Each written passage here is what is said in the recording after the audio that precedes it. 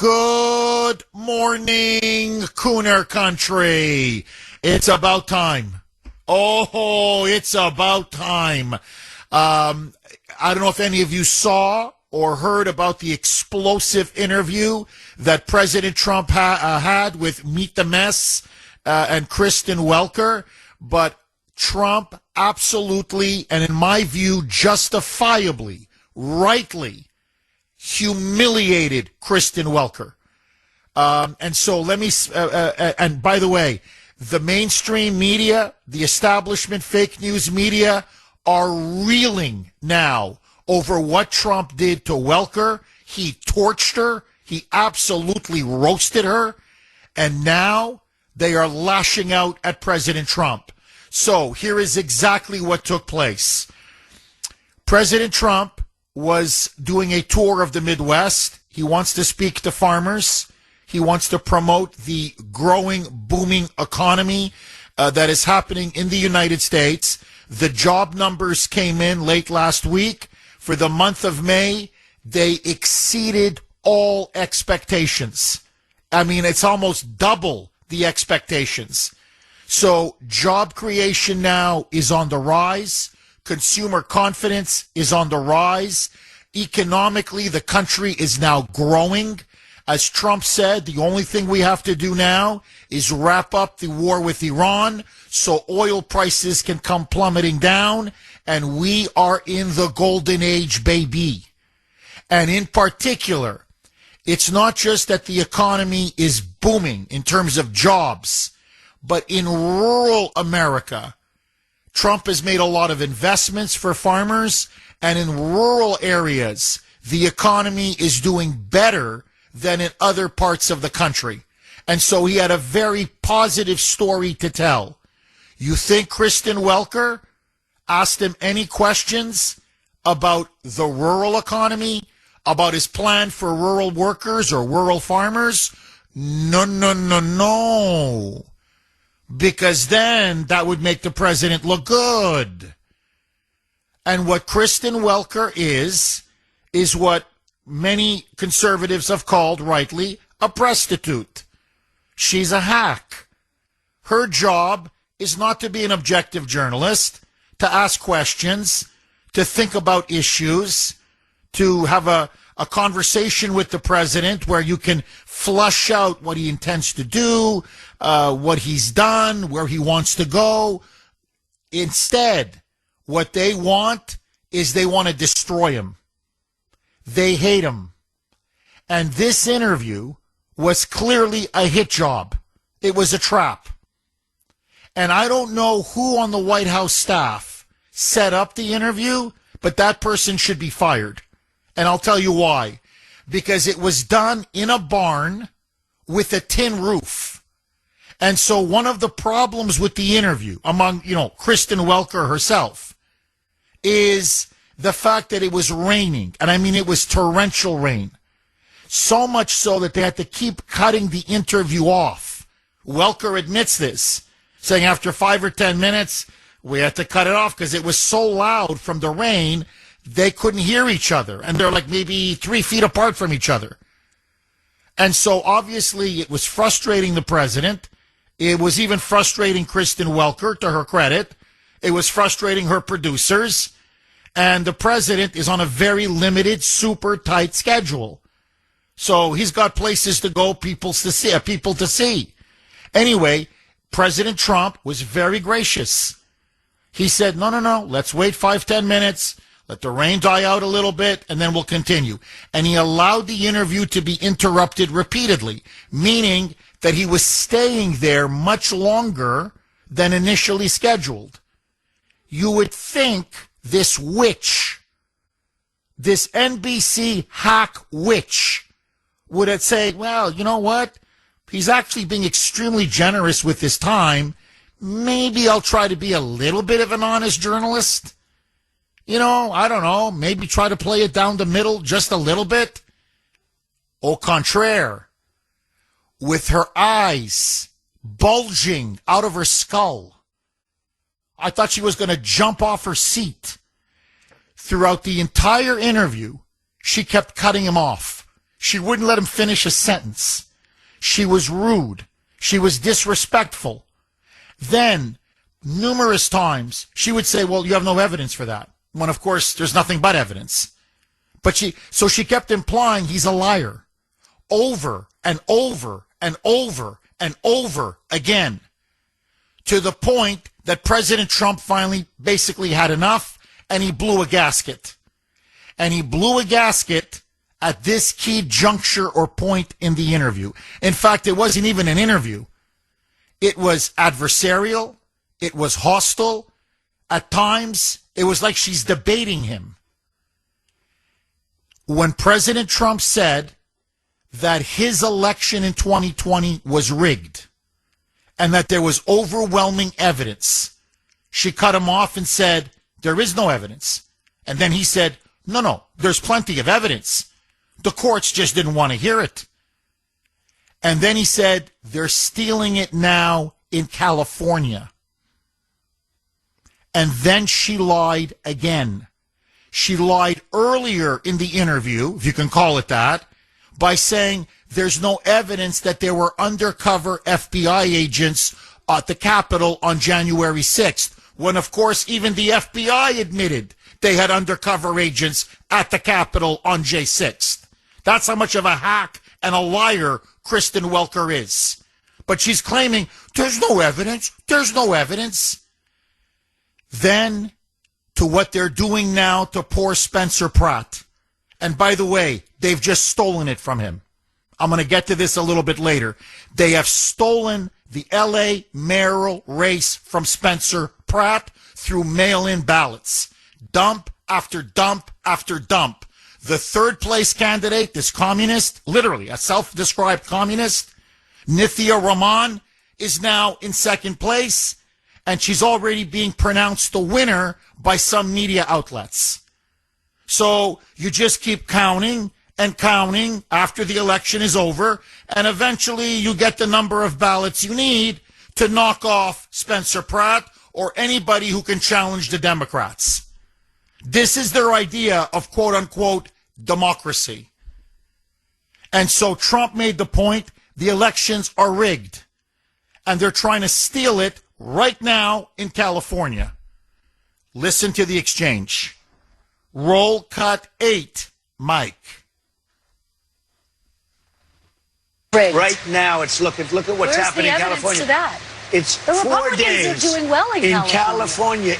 No, they're not. They're dropping fast because it's a rigged election. Let me tell you, it's 4 days, and they aren't even close to coming up with it. You know why they're doing that? Because they're cheating on the election. Do you have evidence to support that? All I have to do is look. All I have to do is look. That's not evidence. And I listen to people, and let's see what happens. But, sir, that's not evidence. Do you think it's appropriate? That's how they count the votes in California. Do you think it's appropriate that they have an election, and 5 days later, they're nowhere close to picking a winner? State and local officials acknowledge they are slow. They're urging. No, they're crooked. They're urging the votes to be. I mean, that's how they count elections down there. They're just inching by. They're just inching by as they count the votes. Let's all play stupid. But notice how she kept cutting him off and saying there's no evidence when there's nothing but evidence. So Trump now is getting increasingly frustrated. He's had it. And so he finally calls her out, NBC News out, and the entire fake news media. Roll cut 8A, Mike. Counted quickly. That's how they vote in California. They're crooked, just like you're crooked. Your press is crooked, and Meet the Press is crooked. To be fair, I'm not crooked, but let's Really? Let's Well, continue. you play right into their hands. Let's continue. You're either crooked or you're stupid. You play right into their hands with this rap. You know that these elections are rigged. Your network knows that they're rigged. You know that I won an election in a landslide, and I got 94% bad press. But, Mr. President, you know why I got that? Because you have no credibility. But you've never presented evidence that it was rigged. Let's keep talking about. I want to talk about Todd. So Trump then comes back. How much time left, Mike? All right. Trump says this. He comes back and says, evidence? You want evidence? Roll cut 9, Mike. More evidence. There's more evidence than ever presented. Let's talk your about elections in this country. We're like a third world country. Your elections are crooked, and you're crooked, and Meet the Press is crooked, and so is ABC and CBS and CNN. But Mr. President, you're one-sided crooked networks. So then he says sorry, and he gets up, and he takes his mic off, and he looks at her, and he says, "Hey, darling, this interview is over. It's over. I'm done." She is stunned. She's stunned. And then she tries to beg him. I'm going to play the cut on the other side, where she tries to beg him, "Please come back. Please sit down. I traveled all the way to Wisconsin. Please, I came all the way out here in farm country just to interview you. Please come back." President Trump destroyed her, exposed her for the Democratic hack that she is. More evidence. There's more evidence than ever presented. Let's talk your about your elections in this country. We're like a third world country. Your elections are crooked, and you're crooked, and Meet the Press is crooked, and so is ABC and CBS and CNN. But Mr. President, you're one-sided crooked networks. Right. That was President Trump in a fiery, incendiary exchange with Kristen Welker, Democrat hack, on Meet the Mess. She hosts Meet the Press, which to me has become such a garbage show.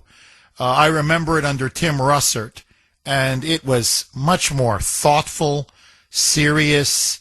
Russert was a Democrat, but he also at least tried to be a journalist and get both sides of the issue. And in fact, it was an informing and enlightening show that he had, agree or disagree. It was provocative. It was thoughtful. It was serious journalism. Now, you can see she had the binder in front of her, and she had her marching orders from her top brass, which was to attack President Trump, attack him on the war in Iran, attack him on the January 6th anti-weaponization fund, attack him on his claims that the election in California are being stolen, and she just kept cutting him off and cutting him off and cutting him off. She was rude. She was disrespectful. She was unprofessional. And I've never seen a president treated like that. I'll tell you this, she never treated Joe Biden like this or Obama. So, she never, I'm a journalist, I ask the tough questions. You covered up for him being a senile buffoon. You knew this guy was calling a lid at 1 or 2 in the afternoon. All of you knew it. And you guys gave him the questions in advance so he could have a prepared answer, and even then he couldn't read it properly. She, in particular, led the Russia collusion hoax. So she's going to stand there and say, "Oh, I'm this journalist, I just play it straight." No, she's a prostitute. She gets paid to perform. And in this case, it's to be an arm or an extension of the Democratic Party. And this was not an interview. It was a hit job. And President Trump finally said he had enough. 6:22 now on the great WRKO. Jeff Kuhner, Boston's bulldozer. So, as the election in California is now being stolen in front of our eyes against Spencer Pratt, he's finished.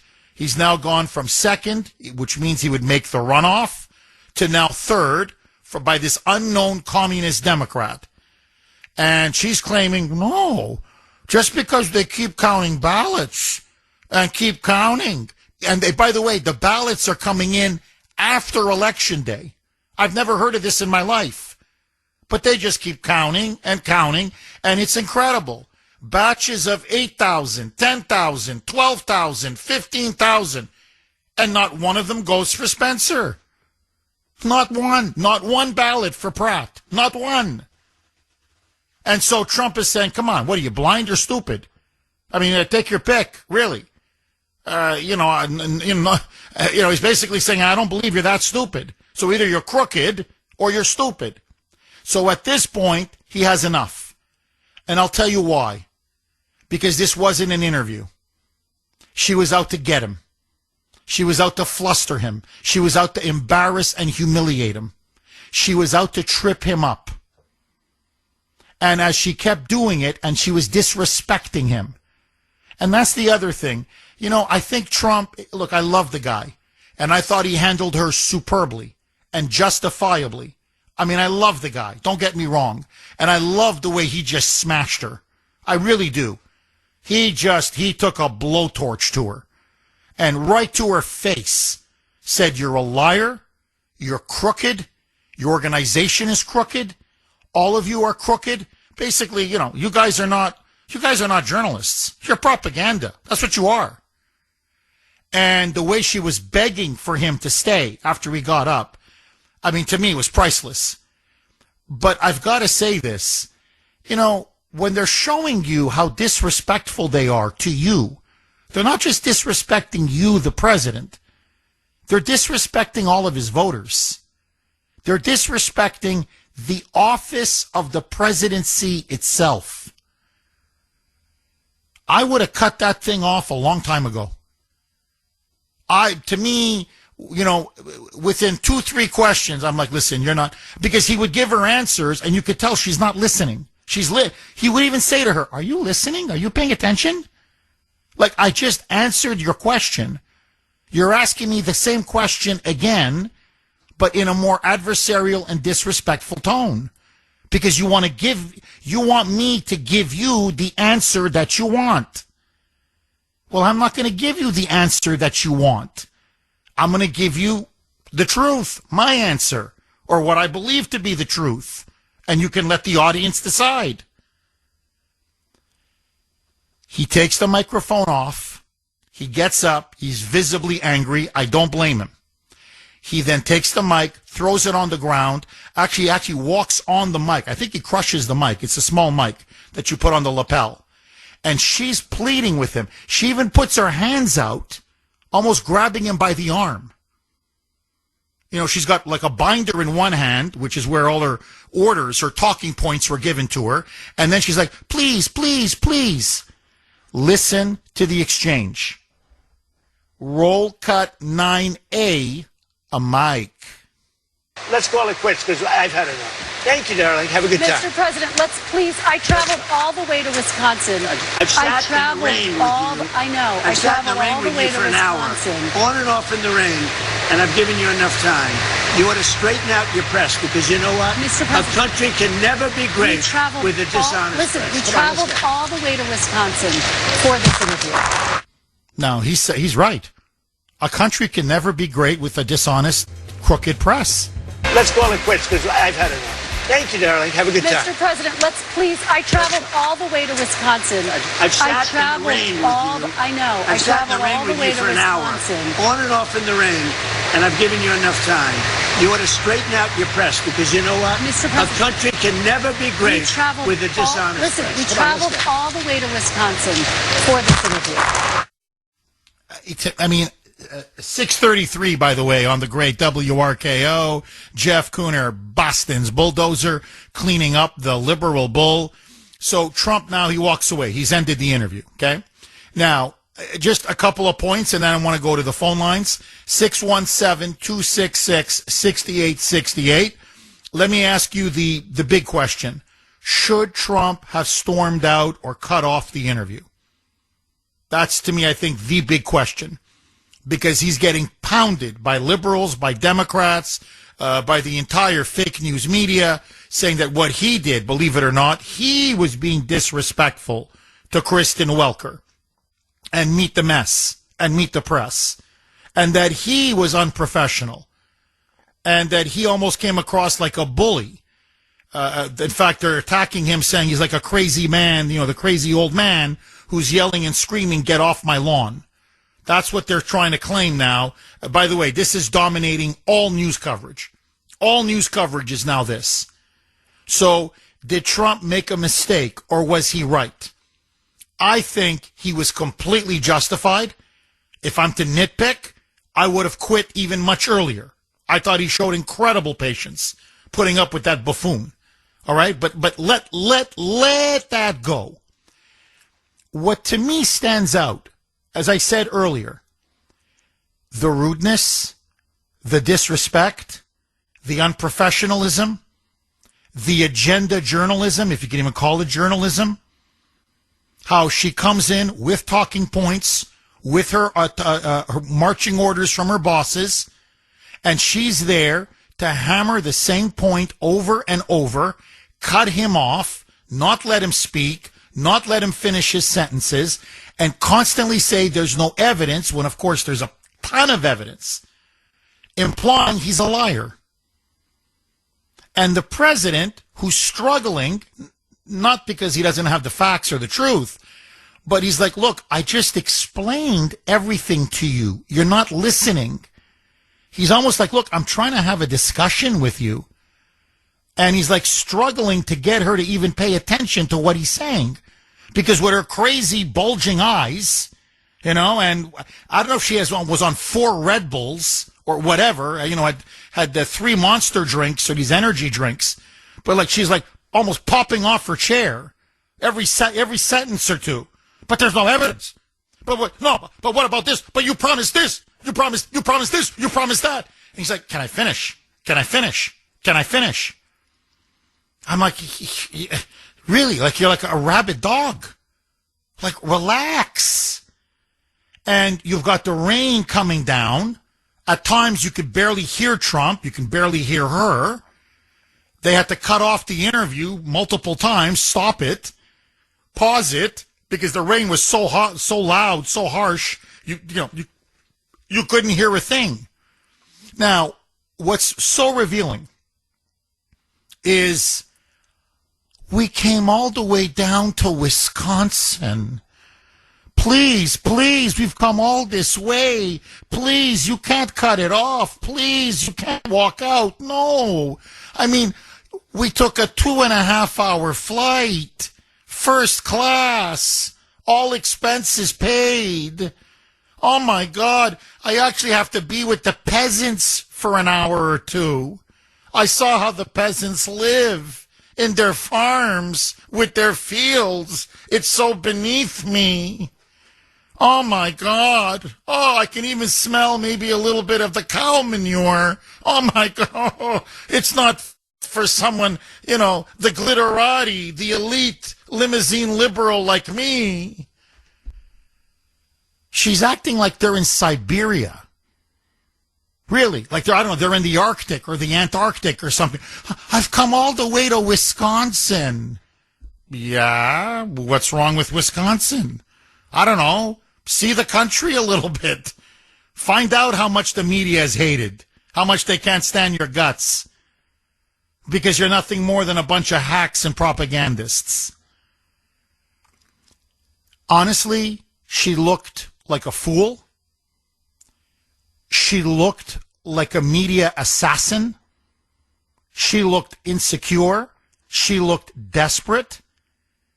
And completely and utterly unprofessional. And I can read to you a wonderful text I got from 617. Let me just summarize it. You can text the Kuhner Man, 70470. He said, Jeff, I'm happy you mentioned Tim Russert, one of the previous hosts of, Meet the Press. Because, and that's true, I used to watch Tim Russert almost religiously every Sunday, years ago. You always learn something from Tim Russert. Because the thing about Tim Russert, he was genuinely interested in his guests. And because he was genuinely interested, he would get good information or insights from them. And you'd say, oh, that's interesting. Oh, I didn't know that. So you learned something. The viewer was actually enlightened. Now, it's just get Trump. Get him. Just get him. Get him no matter what. Just get him. With the eyes bulging out of the sockets. The face all scrunched up. You could see the demonic hatred just oozing out of her. Get him. Get him. Get him. Now, I want to ask all of you 2 questions, and I want to open it up to the great Kuhner Country audience. Number 1, should President Trump have walked out of the interview? That's number 1. Was it unprofessional? Was it demeaning to the media for him to do that, as they're now claiming? You know my answer? She had it coming. She deserved it. It's about time. It's about time they were put in their place. Okay? But I want to hear from you. Agree, disagree. And I want to make a second point. And I want Mike to play the cut, because I think it sets up what I'm trying to say very nicely. And then I promise I'm going to go to the phones. Mike, play cut 9 again. Please, roll it. There's more evidence than ever presented. Let's talk your about elections in this country. We're like a third world country. But, sir, your elections are crooked, and you're crooked, and Meet the Press is crooked, and so is ABC and CBS and CNN. But, Mr. President, you're one-sided crooked networks. Right. So, by the way, she is a liar. She is crooked. NBC is crooked. And everything he said, and so is ABC and CBS and CNN. I would have thrown in MS Now, but that's okay because they're all under the NBC umbrella. But so he's right. To me, I'm like, they're saying this is abusive. How dare he call Kristen Welker? Hey, if the sky is blue, the sky is blue. I don't know what else to tell you. But to me, this is the larger point. I'm like, yeah. You're right about NBC. Yep. You're right about CBS. Yep. You're right about ABC. Yep. You're right about CNN. Yep. But, Mr. President, I have to ask. So then why do you sit down and give them an interview? You're completely right. I love you. Don't take this the wrong way. I love you. And I thought the way you handled her was phenomenal. But why sit down with them? Why give them, if they are crooked, and they are, if they're a bunch of liars, and they are, if they're destroying our country, which they are, through their lies, propaganda, misinformation, disinformation, why do you sit down and give them an interview? Why do you give them that kind of credibility? Okay, just a super quick clarification. The lines are loaded. I want to go right to the phones. People are texting me, emailing me. Hold on, Jeff. Are you saying that Trump shouldn't do any interviews? I'm like, no. No. Why do them with your mortal enemies? That's all I'm saying. Why do them with NBC? In this case, Meet the Mess. Or with CNN, or with ABC, or with CBS. Why? Because all they want to do is get you. It's a trap. That's what it is. What he walked into yesterday was a trap. It was an obvious hit job. Welker wasn't a journalist. She was an assassin. And she's there to make him look bad, to humiliate him, to fluster him, to embarrass him, to denigrate him, to cut him down. So why do that? To me, you're playing into the hands of the people that want to bring you down, into your mortal enemies. There are tons of other media outlets now, whether it's Fox, whether it's Newsmax, Fox Business. Honestly, CNBC would give him a better shake. Bloomberg would give him a better shake. Never mind all the talk radio hosts you could go on. We live in a different media landscape. President gives in Real Clear Politics. He could do a nice interview with them. I'm sure they'd be a hell of a lot fairer than, that witch, Kristen Welker. So what I'm saying is you can go on other media outlets and then your message, whatever it is, can be disseminated because everybody wants to know what the president is saying or thinking. You don't have to subject yourself to this kind of abuse. The days of the big three that I grew up with in the 70s and 80s and to some extent the 90s of ABC, CBS, NBC, those days are long gone. So my only point is, why keep giving them interviews? It's like with Bob Woodward. Remember him from the Washington Post, that hack? He gave him one interview, Woodward burned him. He gave him a second interview, he burned him again. Then he gave him a third interview, and he burned him again. And it's not that Trump was wrong when he said, Woodward lied. Yeah. Woodward deliberately misrepresented what I said. Yes. My question to you is, why'd you give him the interview in the first place? Never mind a second and a third. In other words, they're never going to treat you fairly. Ever. So don't bother. You're wasting your breath. The best you can do is what he did yesterday with Welker, which is storm off, cut it off, expose them, humiliate them, torch them for the liars and hacks that they are. As he put it, you're crooked, you're a liar. But we know that already. You know it. I know it. So, in other words, look, all I'm saying is this. He has an incredible story now to tell on the economy. He does. And on the rural economy in particular.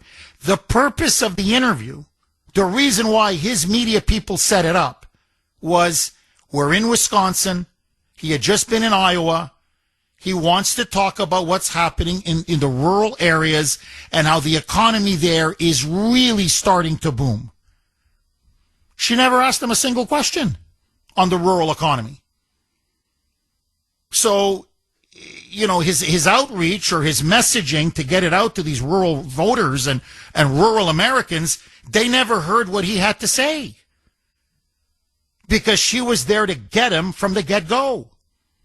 It started with Iran, then went to the weaponization fund, and then it went to these elections in California. And every step of the way, she was basically calling him a liar over and over and over and over again. Honestly, he would have been better off holding a rally. A whole hour, hold a rally. The local media would be there. Bloggers would be there. Podcasters would be there. And he would give his message, tell the story he has to, he wants to tell, which is a great story.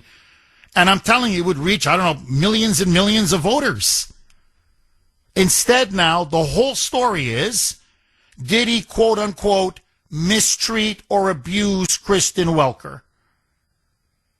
Is he abusive to the media? Is he starting to lose it? It's time to invoke the 25th Amendment, blah, blah, blah, blah. So, again, they turned this incident into more news coverage to go after Trump. Even though Welker was completely in the wrong, in my view. Anyway, agree, disagree. Should he have given an interview to Welker? More importantly, should he have walked away when he did? And should he have called her a crook and a liar? I say yes. What say you? 617 on the crook and the liar. He had every right to call her that because that's what she is. And that's what she was doing. But I want to hear from you. Dave, our Western PA constitutionalist correspondent out in the Pittsburgh area, thanks for holding and welcome. What's up, Jeff? How you doing, brother? I'm doing a lot better than Kristen Welker. I'll tell you this, Dave.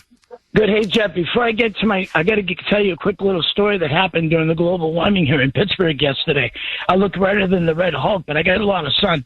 So I'm over there at the pool yesterday real quick, and I got my Pride flag shirt on, the USA, red, white, and blue, and there was a transgendered, whatever you want to call it, across the pool. And, it saw me wearing my shirt, red, white, and blue. So I took it off from diving. It had the guts to come up to me. And I did a Kristen Welker to it. I said, wait, what that? I said, before you start with your TDS and your Communist Manifesto crap, I said, number one, you got the freedom to cut your junk off.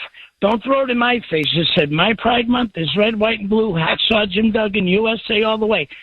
Jeff, you should have saw the look on its face with its purple, green, yellow, and blue hair. It looked like in the cartoons and the Looney Tunes, its jaw dropped to the floor. And I said, thank you. And I walked away, Jeff. But anyway, going to the Christian... So it was like a preemptive strike then, right? You hit him or it or whatever. Him, her, they, it, whatever he identifies as. You hit the transgender person before they could hit you. Because I didn't swear. I didn't invoke their Proverbs or pronouns, Proverbs. Oh, Proverbs is a holy book. I better watch that. But anyway, Jeff, so as far as Kristen Welker, Jeff, she needs to be taught some media etiquette. Jeff, she needs to go. I'm going to tell you this, Jeff. I'm going to give kudos to the Catholic Church, but the Vatican one way when everything was normal before the priests did what they did. And I'm not attacking the church per se. Jeff, if she was a Vatican one Catholic, she would know how to be more parochial and more respectful, Jeff. But obviously she's not a Vatican one Catholic. I was. If I looked at the nuns the wrong way, I looked redder than the stop sign, buddy, like I do this morning. But long story short, Jeff, it's called respect. The media has no respect. They don't even have respect for themselves. Look at the way she conducted herself, Jeff. She acted like a total media buffoon. Oh, I'm with you, Dave. I'm completely with you. And look at the difference how she treated Biden. So deferential. Softball after softball question. Never challenged him. Never criticized him. Whatever he said, no matter how outrageous, no matter how blatant a lie, no problem. No problem. Obama, it was even worse. Obama, they were basically licking his shoes. I mean, they were carrying water for him. I mean, it was disgusting. This one, from the beginning, if you want, I'll play you the first cut. She cuts him off within the first sentence. She asks a question on Iran, and within the first sentence, she cuts him off. And he's like, "Can I finish? Like, you just asked me a question. Can you give me a couple sentences?" I mean, like, I'm the president of the United States. I'm giving you a full hour in the pouring rain on top of it all. I can barely hear you. You can barely hear me. We're in a barn. You're asking me about a very important topic, the war. Give me 30 seconds. She was out to get him from the get-go. And you're right, completely disrespectful. And so, look, I'm old school. I know I'm getting a lot of criticism for this from many people, but I don't care. I am old school. Never mind the president. You disrespect me, I'm going to disrespect you. Or to be more accurate, he didn't even disrespect her. He just walked out on her. I mean, he told her off to her face, and she deserved it. So you disrespect me. I'm sorry. If you disrespect me and you behave like a jerk, then I'm going to call you out and I'm going to walk away. Oh, I'm sorry. The president is not obligated to sit down with a buffoon and be derided and mocked and disrespected and insulted. Where does it say that in the Constitution or in the Bill of Rights? And, Dave, I'm going to give you the final word. But again, I go back to my monologue because to me, this is the issue. When they disrespect Trump, they disrespect all of his voters. They disrespect the American people. And ultimately, they disrespect the presidency of the United States. And that's what she did. And that's why he was right to tell her to her face, "Listen, you're a liar, you're crooked, you're stupid, your organization is crooked." And he even told her at the end, he lectured her.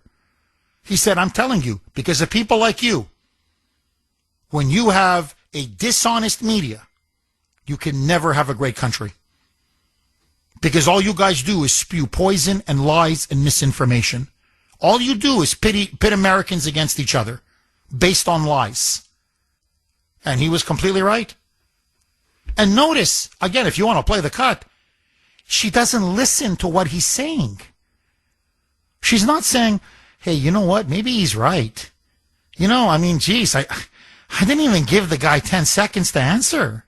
I mean, all I did was cut the guy off and insult him nonstop. Maybe we should tone it down a little bit." No, all she kept saying, "I flew to Wisconsin, but I flew to Wisconsin, but I flew to Wisconsin." It's like a tape. I'm telling you, I swear, it's like when Bill in Sudbury calls or Chris in Gloucester. You get flustered because you're like, "I just responded to your point. Are you listening?" And they come back and they repeat their talking point. I go, "I just answered that." So I'm like, "Are you even listening?" Like, they don't even show you the basic respect and courtesy of listening to what you have to say. And that's what she's like. And add to that the crazy eyes, the crazy face, the woman looks demonic. I mean, I'm just telling you the truth. I look at her and I'm like, this woman looks unhinged. And she behaves like she's unhinged. Dave, final word to you. Am I wrong? Jeff, going back to where I'm from in Salem, and I know a lot about things that's demonic, brother, but I'm a Christian, saved by the blood of my Savior, Jesus Christ. In fact, I'm a Messianic Jew, and I'm proud to say that I follow in the steps of Jesus Christ. I'm not perfect. I'm a sinner. But, Jeff, first of all, the media brings gasoline to the fire and makes it worse. Second of all, Jeff, and I'm going to throw it back in their face like I did that yesterday. Hey, left wing, why don't you practice your tolerance, equity, and inclusion with us? Because we've been around a lot longer than you, and you want more rights than us. We're not for that. We're for equal rights to everybody. You want to cut your junk off, that's your business. Go see a psychiatrist. All right, Jeff? Amen. Dave, thank you so much for that call. I really appreciate it. So, no, I mean, I look at Trump, and honestly, I felt bad for the guy. You know, he's president. He's trying to be presidential. I know what he would tell me if we're sitting in private. Say, look, I'm trying to bring the country together. I'm a president.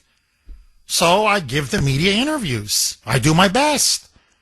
And they just keep abusing me. And after a while, I'd say, Mr. President, it's not worth it, man. For your own dignity and for the dignity of your office. They don't deserve it. They just don't. Anyway, agree, disagree. Linda in Medford. Thanks for holding, Linda, and welcome. Well, I think that this whole interview was about her being deliberately provocative to get her name out there. Maybe she thinks she'll get a big, her own show on TV, but instead she just came off like a whiny brat. Well, Linda, I think she wants ratings. I mean, she is, she has her own show. She's the host of Meet the Press. And she's paid very well for a once-a-week show that has horrible ratings, by the way. Garbage ratings. She's paid disgustingly well, if you want the truth. It's outrageous what they pay her. She's got no talent. No, the reason why they pay her is she's a hired gun. She's a shill. That's all she is. The top brass know. We put the question in front of her, and she'll say it. With all the fervor and zealotry and fanaticism that we want. So, no, she wants ratings. She wants clicks. And now she's going to get clicks. Because now she's being portrayed as a hero of la résistance. A hero, the resistance. Oh, she stuck it to Trump. She kept calling him a liar.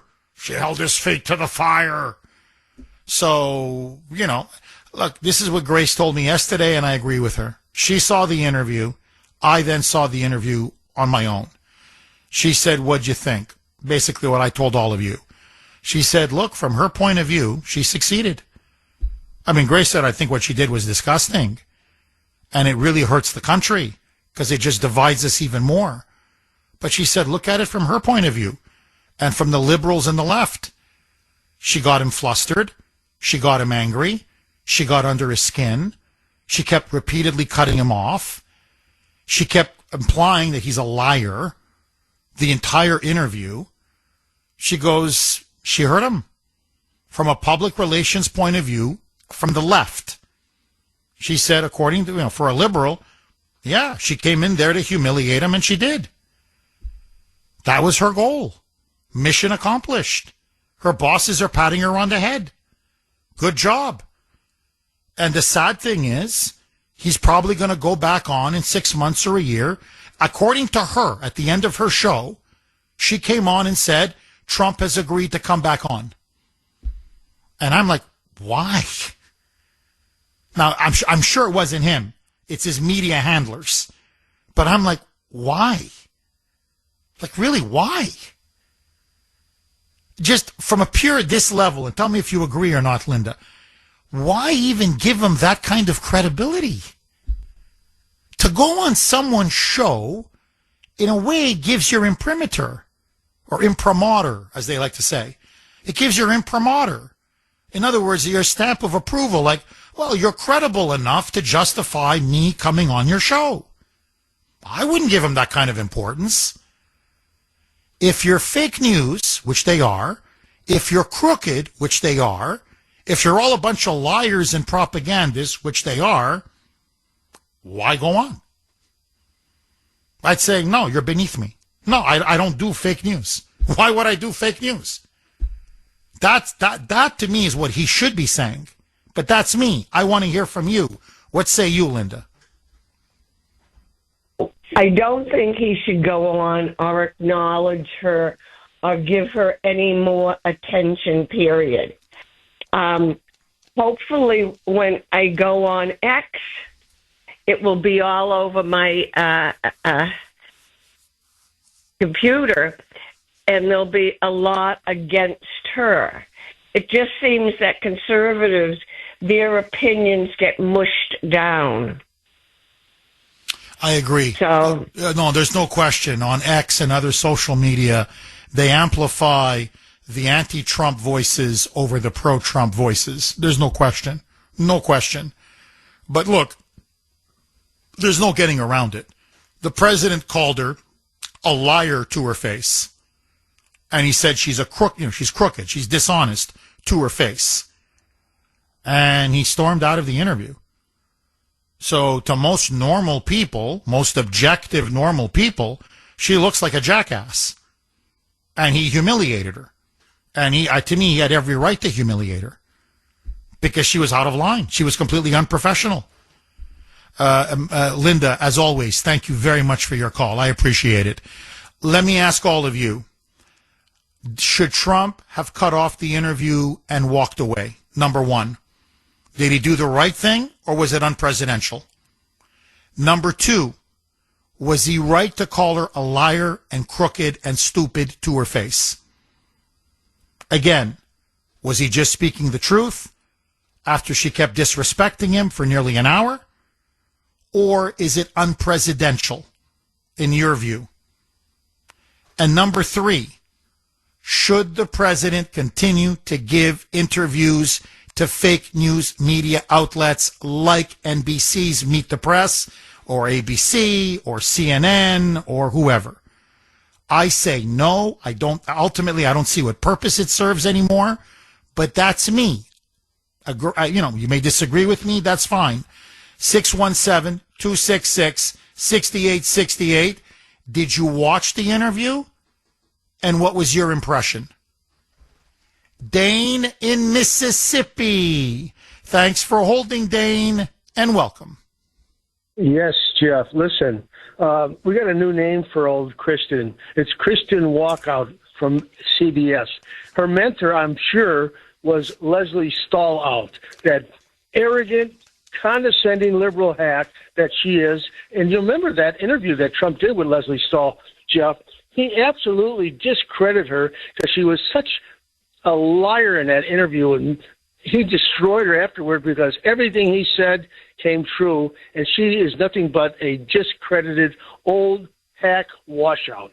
And he's absolutely right for taking her on, this reporter. I'm telling you, because she's just, I don't think he shouldn't have did it, but I'm glad he did do it, because what he did, he just discredits him. Well, he took a blowtorch to her. Dane, can you please hang on? I want to take you on the other side. I'm up against a hard break. Okay, the sparks were flying yesterday. Interview between the host of Meet the Mess, as I like to call it, or Meet the Depressed. Meet the Press, Kristen Welker, who took over, remember, from... is it Chris Todd? Was that his name? Chris Todd? The guy who looked like he was 90 years old? That hack on MSNBC, and then they gave him the hosting gig, taking over from Tim Russert. And it was just, it was a disaster. The ratings plummeted. I'm talking, circling the drain. And then they brought her in thinking, well, put in a minority woman, maybe that'll get the ratings up. And if anything, the ratings have gone even lower. And why? Because it's not an interview show. It's a Democrat propaganda show. And she showed that on full display yesterday. She was rude. She interrupted the president. She kept essentially calling him a liar for nearly 50 minutes. She was unprofessional. She was disrespectful. At times, she openly lied. And I'll get to this a little bit later in the show.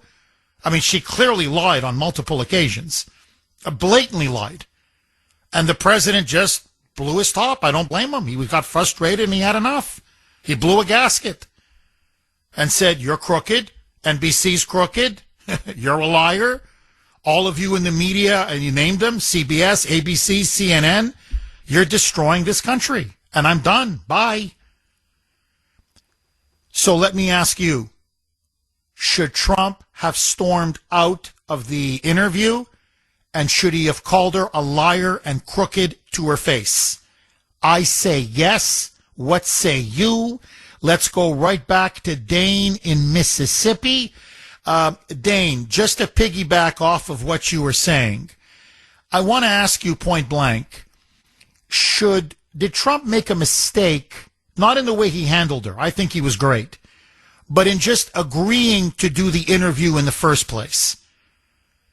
Thinking or hoping that the fake news media, in this case NBC News and Kristen Welker, would be even semi-fair to him. You know, in other words, should Trump just stop giving these media hacks interviews and access? What say you? It's my opinion, my view. I think absolutely you should keep taking them. And I'll tell you why. Trump is a Rocky Marciano. These are sparring partners for him, okay? He takes them into the ring, and he beats up, what out of them. And that's good, because he exposes them.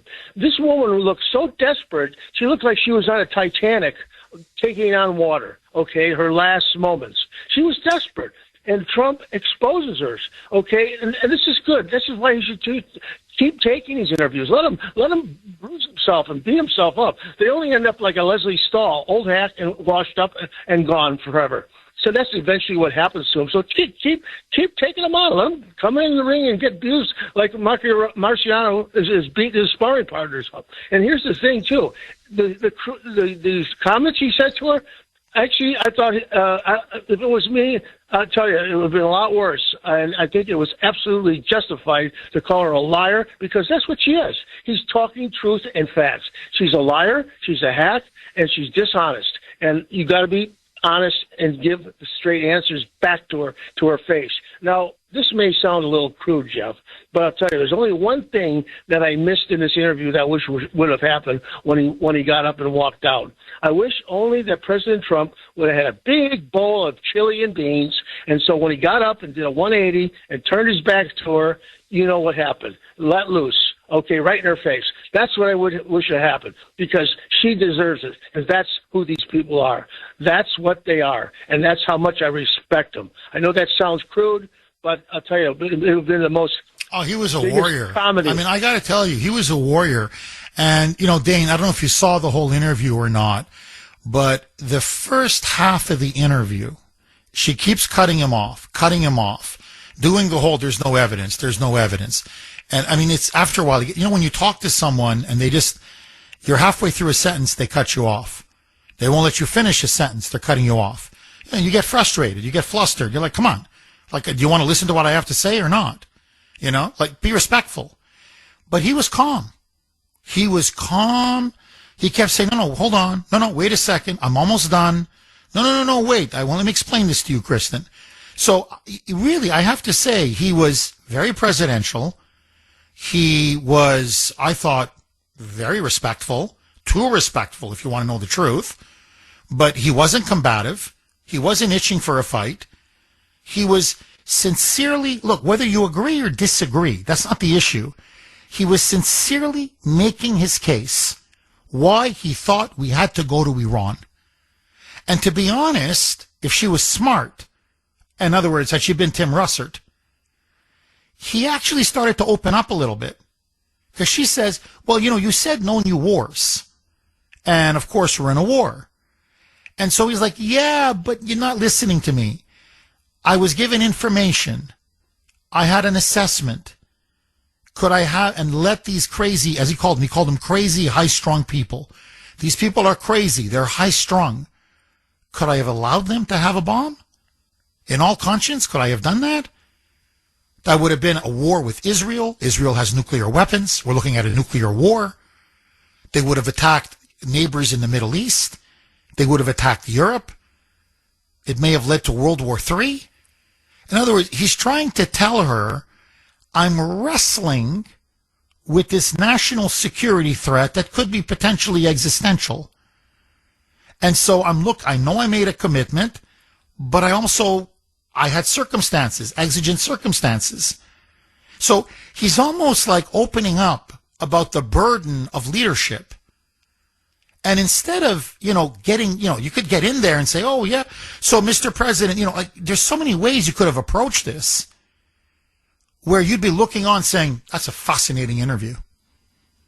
And you get into the mind of why he decided to do what he did. Like a trained SEAL. But you made a promise. But you made a promise. But you made a promise. But you made a promise. By the way, like she cares. That's how they vote They're in crooked, California. just like you're crooked. Your press is crooked, and Meet the Press is crooked. To be fair, I'm not crooked, but let's Really? let's Well, you continue. play right into their hands. Let's continue. You're either crooked or you're stupid. You play continue. right into their hands with this rap. You know that these elections are rigged. Your network knows that they're rigged. You know that I won an election in a landslide, and I got 94% bad press. But, Mr. President, you know why I you've got never that? presented Because you have no evidence. credibility. But you've never presented evidence that it was rigged. Let's keep talking about, I want to talk about Todd. Incredible. Honestly, incredible. Okay, let me ask all of you. It is the Kuhner Country poll question of the day, sponsored by Mario's. Mario's Quality Roofing, Siding, and Windows. Should President Trump have agreed to the Meet the Press interview with Kristen Welker in the first place? Let me repeat it. Should President Trump have agreed to the Meet the Press interview with Kristen Welker in the first place? In other words, should he have done it at all? Maybe that was the mistake. I don't know. I want to ask you, yes, he should have agreed to do the interview, and the responsibility for it really becoming a mess and a circus is hers. Or B, he just never should have done it in the first place. Why give interviews to your mortal enemies and the fake news? So A, yes, he should have done it or agreed to it. B, he shouldn't have agreed to it. I want to hear from you. I'm a B on this one. I know many of you are an A. You're saying Trump is like, Dane put it, Rocky Marciano. They attack him. He just destroys them and moves on to his next opponent. I think he's giving them too much time and credibility, but that's me. We can agree to disagree. You can vote on our webpage, wrko.com/Kuhner, wrko.com/Kuhner. You can also vote via X. And again, was I active on X last night? My handle, all one word, at the Kuhner Report, at the Kuhner Report, Kuhner. Maggie in Amesbury. Thanks for holding, Maggie, and welcome. Hey, good morning, Jeff. Hi, Maggie. I think that I don't have a problem with them doing these interviews, but I think that what I would like to see is, how when they do the State of the Union address and then the Democrats or whatever other side it is will do kind of a rundown and critique and point out certain parts of the speech. I would love to see either Trump himself when he's a little calmer. There's part of me that loves that he walks out, and there's another part that cringes. Honestly, I could see both sides. But I would love to see either him or somebody on his team just kind of go point by point. Here's where she didn't let me put in the evidence on the California rig. Here's the evidence. Look at the statistics. How likely is this to happen? And just keep firing away. Here's where she didn't let me fully explain why we're in Iran. Here's what I'm doing in the heartland. She wouldn't even let me get this in. Like, get that out there point by point and hammer it on your own terms. So I have no problem with the interview, but then show the other side right away so people can, the people that don't listen, they don't just have this one image in their mind of this crazy interview. Am I making sense? No, you're making perfect sense. Yes, no, you're making absolute sense, Maggie. Look, the other thing that I don't like about his press team, not Trump himself, but it's his team around him. Say what you want about Biden's handlers and Obama's handlers. It doesn't matter. Clinton's handlers. When the Democrats have one of their own in the White House, and they sense that a reporter is getting in any way disrespectful or abusive or unprofessional, they step in and they protect their guy. They'll literally cut it off. They go, no, I don't like your tone. And then the president will say, no, it's okay, I got it. But my point is, like, they put the media on notice. Like, hey, whoa, you're talking to the president of the United States. Watch your tone. Watch how you talk to him. Stop cutting him off. Let him finish his sentence. Let him finish what he has to say. Stop with the insults. Like, in other words, they stand up for their guy. They put the media on notice. They just leave him twisting in the wind. And, and I'm with Sandy on this, not 100, but 1,000%. Look, and I'm not a superficial guy in general. I'm not. I'm substance. I'm merits. But who thought of sticking the president in a barn with a tin roof? And of course, everybody knew there was going to be a ton of rain. I mean, the forecasts were saying it's going to be a torrential downpour. I've done interviews outside. I've done interviews, not in a barn, but I've done interviews where there's like just a roof and it's rain. It's horrible. The acoustics, the sound, you can barely hear yourself think. It's like, that's all you hear. So it's annoying. It's aggravating. It's frustrating. You can't really hear what the question is. You can't hear the answer from the president. I mean, just the whole thing. It's as if they did everything possible to have it accommodate and suit NBC News. Because they wanted it in a barn. They wanted it where if it rains, the president looks and sounds bad. Because you can barely hear what he's saying. Because you can hear the raindrops pounding on the roof. So, like as if they need Kristen Welker from NBC News. He doesn't need Kristen Welker I'm telling you, this show has much bigger ratings than Meet the Mess. The only thing Meet the Mess has going for it, Maggie, and by the way, that's the only thing. They keep plugging it every show. The longest show on television. The longest running show on television. I mean, I forget, what is it, since the 1950s or the 1940s or whatever? So that's it. Well, we've just been on the air forever. Ha ha, aren't we great? That's why even at one point Trump refers to that in the interview. And he said, I hate to tell you this, but if Iran got the bomb, he even said, there wouldn't be you. There would be no Kristen Welker. He said there would be no Meet the Press. Your string would be over of being, on the air forever. Like, in other words, I was faced with a potential massive existential threat. Not just to the United States, not just to the Middle East, not just to Europe, but to the world. And she just talked right over him.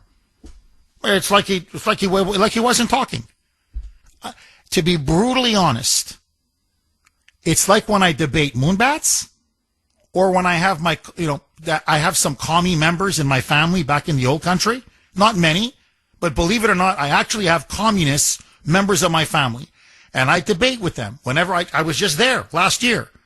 Same, I was going to say a crude term for crap, but same crap from these guys. It's been 30 some years. And I just said, you guys are not worth it. Just forget. It's like talking to a brick wall. You're not even listening. I'm talking to you. I give you the murder count. I give you the concentration camps. I give you the slave labor camps. I tell you how many members of our family were butchered and murdered. I go on and on. How the economy was dismal. How there was no press freedoms. How there were no human rights. And it's like in one ear and out the other. It's like you don't want to hear about the crimes of communism, do you? Well, they don't want to hear the truth about January 6th. Or why the president truly believed we had to go to war with Iran. Or they don't want to hear about our rigged, fraudulent elections. Or how they're stealing it now in California. Lines are loaded. Did Trump make a mistake in doing the interview with Kristen Welker?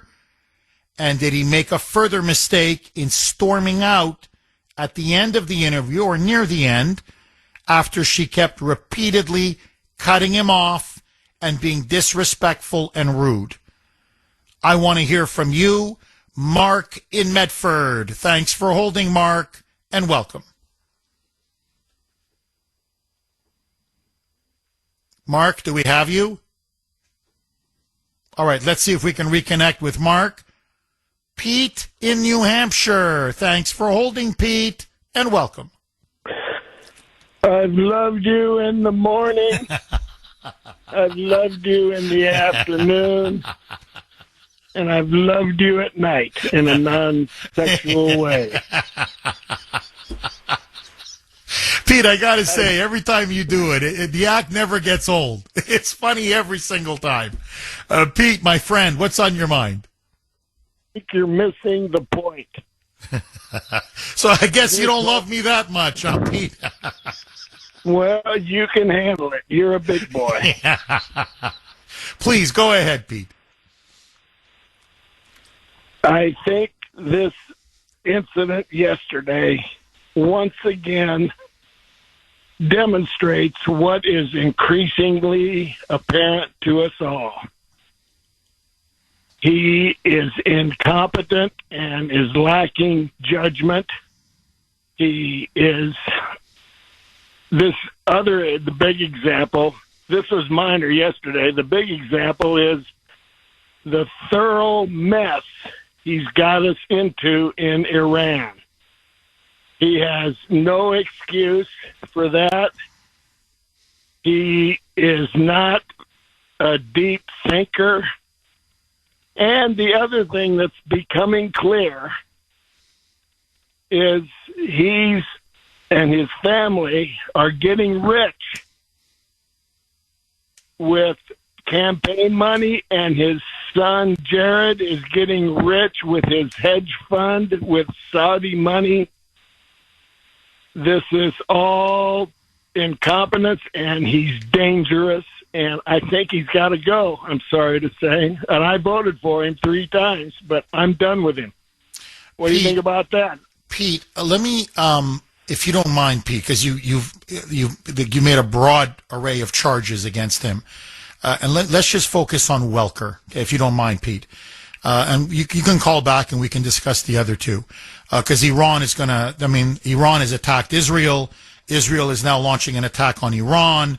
It looks like the ceasefire now may be completely unraveling.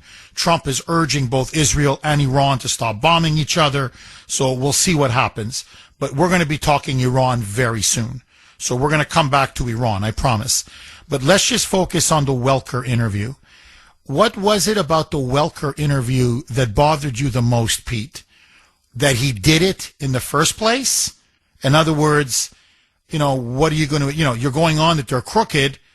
Well, haven't you figured it out by now? Why would you give them that kind of importance when you know they're going to come after you? Or was it the fact that he insulted her at the end and stormed out? What was it about the interview that bothered you the most? Go in the first place. There was nothing good going to happen, and he didn't perceive that. The man is incompetent. And you can stretch that to the more important part, this war that he's got us into. He's incompetent. Pete, what do you say to the argument? No, I hear you, Pete, I hear you. What do you say to the argument? Okay, maybe he shouldn't have done the interview, or he should have, whatever your point of view is. And you're saying, well, he shouldn't have done it. He should have anticipated it was a hit job, it was a trap, and she was going to go get him and fluster him and, try to make him look as bad as possible. But that in the end, he turned the tables on her. When he, to her face, said she's crooked, she's a liar, she's stupid. He torched the network. He torched CNN, CBS, ABC. She's begging for him to stay, not to leave, not to storm out. That he ended up looking like the strong guy, the strong man, speaking truth. And she looked cowardly, desperate, and frankly unprofessional. So in a way, he destroyed her, even though her goal was to get him. He ended up getting her. What do you say to that argument? This morning on all the news shows, he gave them many sound bites to look stupid. And they won the battle, and he came out the loser. No matter how tough he thinks he is, he's a coward, and he's a chicken, in my opinion. And he doesn't have good judgment. Take that where you want to go, but it's taking us in very dangerous ground. Deny it if you want to, but it's true. Pete, thank you very much for that call. I appreciate it. So, all right, Pete says Trump, shouldn't have done the interview, number one. And he doesn't like the way he conducted himself during the interview, especially at the end. And that it shows lack of judgment on his part, and that he was unpresidential. Agree, disagree? Let's go to Mark in Medford. Thanks for holding, Mark, and welcome. Can you hear me now, Jeff? I can hear you. Can you hear me? Loud and clear, my friend. So the first thing I want to say is this, okay? It's a privilege to get a one-on-one interview with the most powerful man in the country, the President of the United States. And then you go on TV and disrespect him the way you do. What did you think Trump was going to say? Of course, he was 1,000% right, Jeff, like you said, of what he said and what he did in that interview. That woman looked like a deranged freaking lunatic, okay? And he put her right in his place, right in her place. When are they going to realize this is not 2016? Trump knows now who he surrounds himself with. And Trump knows that when he's going on an interview, he's already one step ahead of them, whether it's live, whether it's tape or whatnot. Like we always say, the guy's playing chess while they're playing checkers, Jeff. Mark, I agree with you. The only thing I would add is, not just the most powerful man, and I'm not quibbling because it leads me to my second question for you. It's the most powerful man in the world. Right. Right. He's the one, not just in the country, in the world. And my question to you is this, and I think this really shows their bias, but I don't want to prejudge it. If Kristen Welker was interviewing Vladimir Putin, if she was interviewing Xi Jinping, the dictator of China, do you think she'd be cutting him off every sentence? Do you think she'd be saying, no evidence, no evidence, no evidence, implying that they're lying? Would she be that rude and that unprofessional and that disrespectful? Because something tells me that she would be very deferential to both Putin and especially to Xi Jinping. She would accord them a lot more respect and a lot more dignity and courtesy, frankly, than our own president. Am I wrong?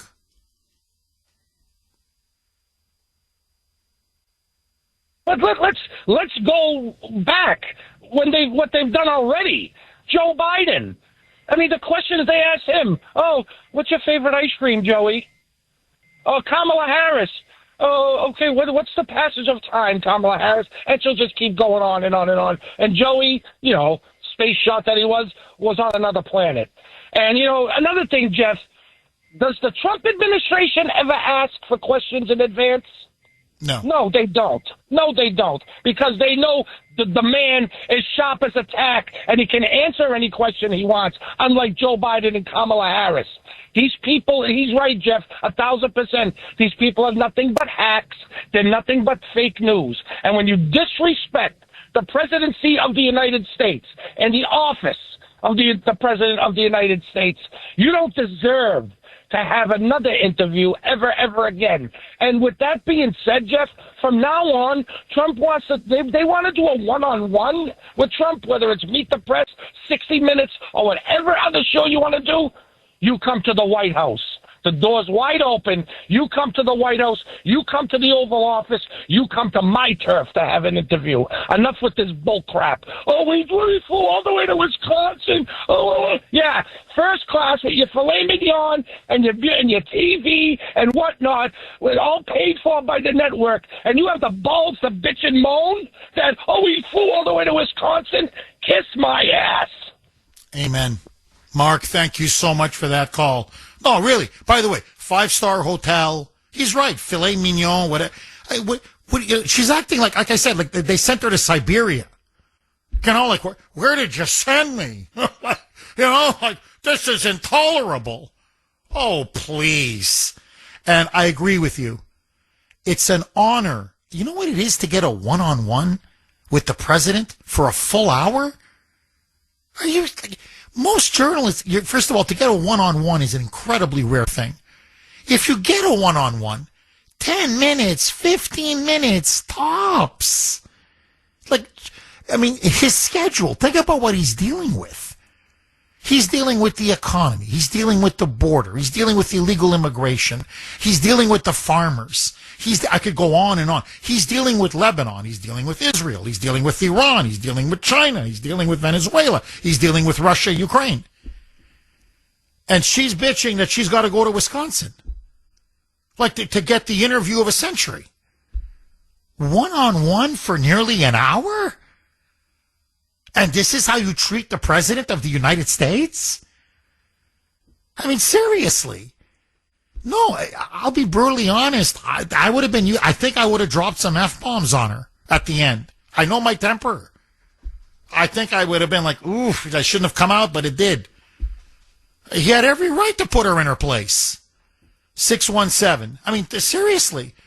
You want to talk about an arrogant, pompous, self-centered, narcissistic hack.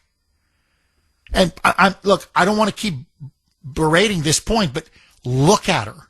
Forgive me. She looks unhinged. She looks crazy. I don't know if she's on drugs. I don't know if she's, as I said, I don't know if she took 5 energy drinks, 5 Red Bulls, but I'm looking at her eyes. I'm like, lady, are you okay? Do you need a sedative? You need a Valium? Like, her eyes are popping out of her skull. She's jumping out of her seat. Can I say 3 words? And you're already cutting me off. Was it a mistake to bomb Iran? Well, no, and here's why. Well, why was it a mistake? Well, can I finish? Well, you promised no new wars. Can I finish, please? Do you think you're going to lose are you going to lose the midterms because of this? Can I answer the first question the 5 questions ago? It was just, I've never seen an interview like this. He should never, ever, at a bare minimum, he should never give this witch an interview again. But again, that's me, and I'm with Mark all the way.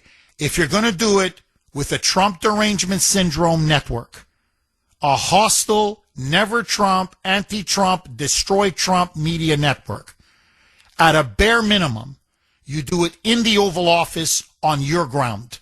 Not on their ground, on your ground. And an hour is way too much time. You get 10 minutes, go. That's it. Make the best of it. Go. Agree, disagree. Lisa in the Freedom State, Florida. Thanks for holding, Lisa, and welcome. Kuhner, Good morning, Kuhner Country. Hi, Lisa. I don't know if you covered the fact that Becerra said this is not a gotcha interview, but he wanted a softball from a softball person. Brett Baer was with Jim Acosta in Alliance when Trump was upset with Jim Acosta's behavior at one of those reporters coming out. It sounds like the Senate, what they did to Bessent, what they did to Rubio, what they did to Mark Wayne Bullen. I would love to see their brochure, their booklet. I think it's theater the way they do it. I think they're told to pause. I think they're told to look outrageous. And I think it's total theater.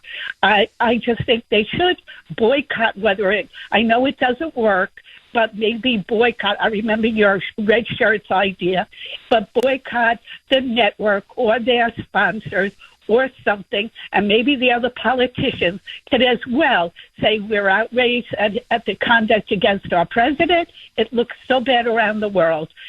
Not from the president's point of view. He's only human. He's trying to get exposure for everything he's doing, and those are the networks in play. But the influencers and everybody has the same playbook, Jeff. Well, Lisa, by the way, if you don't mind me asking, did you see the interview? We listened. I'm sorry, I didn't hear you. Okay, I only listened. I did not watch. You did not watch. Okay, no, that's fine. No, the reason why I ask is I never watch Meet the Press. Okay, Meet the Depressed. I never watch them.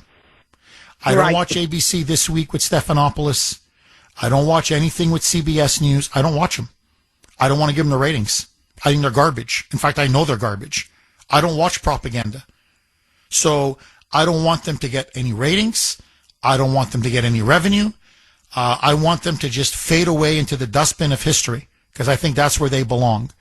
Now, I only watched this one because it made such news and it was such a big story. As part of my show prep, I had no choice. And honestly, I looked at this and I'm like, why would anybody, if you're a conservative, a Republican, a MAGA supporter, in other words, if you're not a left-wing lunatic, why would you want to go on her show? The woman is nuts. I mean, it's a cage match. That's what this is.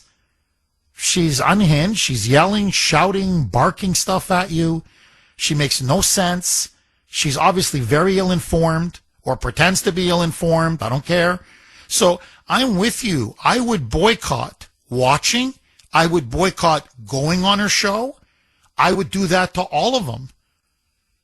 You know, no ratings, no revenue. No revenue, they're finished. Now, they're already getting, basement ratings. Their ratings are circling the drain. So, to me, let's finish them off. Because the media are the enemy of the people. And the one really good thing about yesterday, they wanted to discredit Trump. That was her goal. To really destroy and damage his credibility.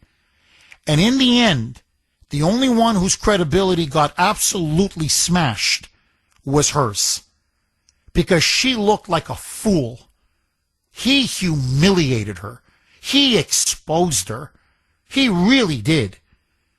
And, he unmasked her for the pathetic hack that she is, to the point that she was groveling. She's basically begging at the end with her arm holding on to his arm, like, please, please, please. Almost, forgive me for making this kind of analogy, but it's like a man leaving a woman. And he says, hey, listen, you're crazy and I don't want to deal with your crazy anymore. Please don't leave me, please. And she throws herself almost on her knees. Please, please, please. Like, lady, where's your self-respect?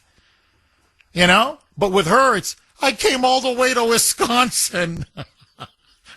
I came to Wisconsin. How could you do this to me? So, look, people who think the media is a joke now think it's even more of a joke. And I know in Washington and New York, and among the elites, they're all patting her on the shoulder. But they're the only ones. They're the only ones. Only the limousine liberals think that she actually did a good job. The rest of the country, they look at this and they barf. And they go, that's why we hate the media. That's what Trump was even trying to tell her. He goes, I'm telling you for your own good. I won in 2024 in a landslide. And that's with 94% of the media against me. Like, don't you understand how little power and influence you have left? That's what he was trying to tell her. Nobody takes you people seriously anymore because you don't behave like journalists. You're so freaking unprofessional. And you're so in the tank for the Democrats. It's so freaking obvious. So, to me, look, the good part of this is he absolutely roasted her. And she deserved to be roasted. Lisa, thank you so much for that call. You may disagree, obviously. Agree, disagree. 617-266-6868. Arthur in Chestnut Hill. Thanks for holding, Arthur, and welcome. Thanks, Jeff. Just quickly, I'd like to tell Pete that, first of all, Trump did not get us into this war. Iran has been at war with us for 47 years, ever since the day they got in and overtook our embassy and violated international law. We should have turned around and did something about it right then and there. But a Democratic weak president allowed it to go on. And it wasn't Israel that got it into this war, because it's not Israeli soldiers that have come home by the tens of thousands as a result of IAD roadside bombs that turned around and killed our soldiers and maimed them. They come home without limbs. It's disgraceful when somebody thinks that we should just allow Iran to continue on their terrorist ways. But I get real angry, and I get angry every time I think that people say we got us into this war. They've been at war with us for 47 years, and finally we're trying to do something about it. Okay, that as it may. Journalism died in this country 2008 when Tim Russell died. That was the high standard. And finally Trump has decided to not call the press a fake media, because it's not fake media. It's what he called it yesterday. Finally, it's crooked, dishonest, corrupt. But you know what? If he's the most powerful guy in the world, why do we? Arthur, I'm up against a hard break. Please hang on. I want you to finish your sentence and finish your thought. 617-266-6868 is the number. Okay, let's go right back to Arthur in Chestnut Hill. Arthur, please pick up where you left off. Well, you know something? First of all, it's very hard for somebody like me who saw what this country was once and to see what it's become.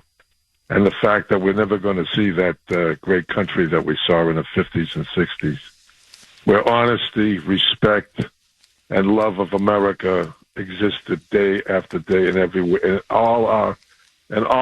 everywhere part of our lives. And now there are people who don't want to celebrate America. There's too much hate, and this press, okay, they should have gotten rid of this a long time ago. For two reasons. Number one, they're not fake news. They don't even report the news. They don't do their job. They're dishonest. They're crooked, and their licenses should have been taken away a long time ago, because that's the reason they have a license. And the Constitution required a free and open press. But the fact that they're there also creates another problem. The problem is that because they're there, we can't get an honest press, because they're taking the place of what we should have is an honest press. And the news about Trump never gets reported, because even when Carolyn Levitt gives a press conference, which you would think would be important, the only time you see that is on Newsmax and on Fox. They don't even show it on CNN. anytime, that's what cable news was supposed to be about, showing things that the other networks didn't during the day because they had their own broadcasting. And you know something, Jeff? Trump can't get his message out. That's probably one of the reasons he goes on a show like this, is because this is the other media that he can't get to. But that display by her was disgusting. But he's been before her before, so he should have known what to expect, because that's what he gets every time he goes, in front of people like her. And by the way, the her is an important thing, because they put these women out there to interview him, and they try to get his goat. And when he comes back at him, it makes him look like the anti-female person like that a they bully. tried to portray him. Yeah, you're dead on, like a bully. Yeah, you're right. You're completely right. Arthur, let me ask you this. Should Trump just no longer give interviews to those in the propaganda media, in the corrupt, crooked, lying media, the big networks, the CNNs, the Kristen Welkers of the world, the ABC News, CBS? Just say, look, I'm done. Bye. You're all a bunch of liars. Bye. I'm going to give interviews to real credible journalists who are actually going to do serious news and give fair information to their viewers. Is it time for him to just say, I'm not doing anymore. I'm done with you guys? What say you? Well, I never myself, one thing life has taught me, don't reward your enemies, okay? Don't, you got plenty of friends you can you can give interviews for who deserve it. And second of all, the FCC controls ththese people licenses. I don't know how many times I got to say it. They are the enemy of the people, and they've done a big disservice. And a lot of the reasons we have the problems we have today is because of the propaganda they put out.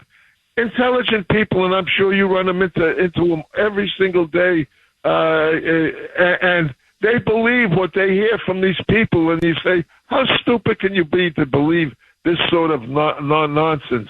And yet it goes on and on because we don't do anything about it. They have done so much damage to this country. I don't think it can be undone unless they're replaced. And if you don't replace, if you don't do it, you're going to continue to get the same result, and we continue to get the same result. Arthur, I so agree. Arthur, I agree with you. Not 100%, 1,000%.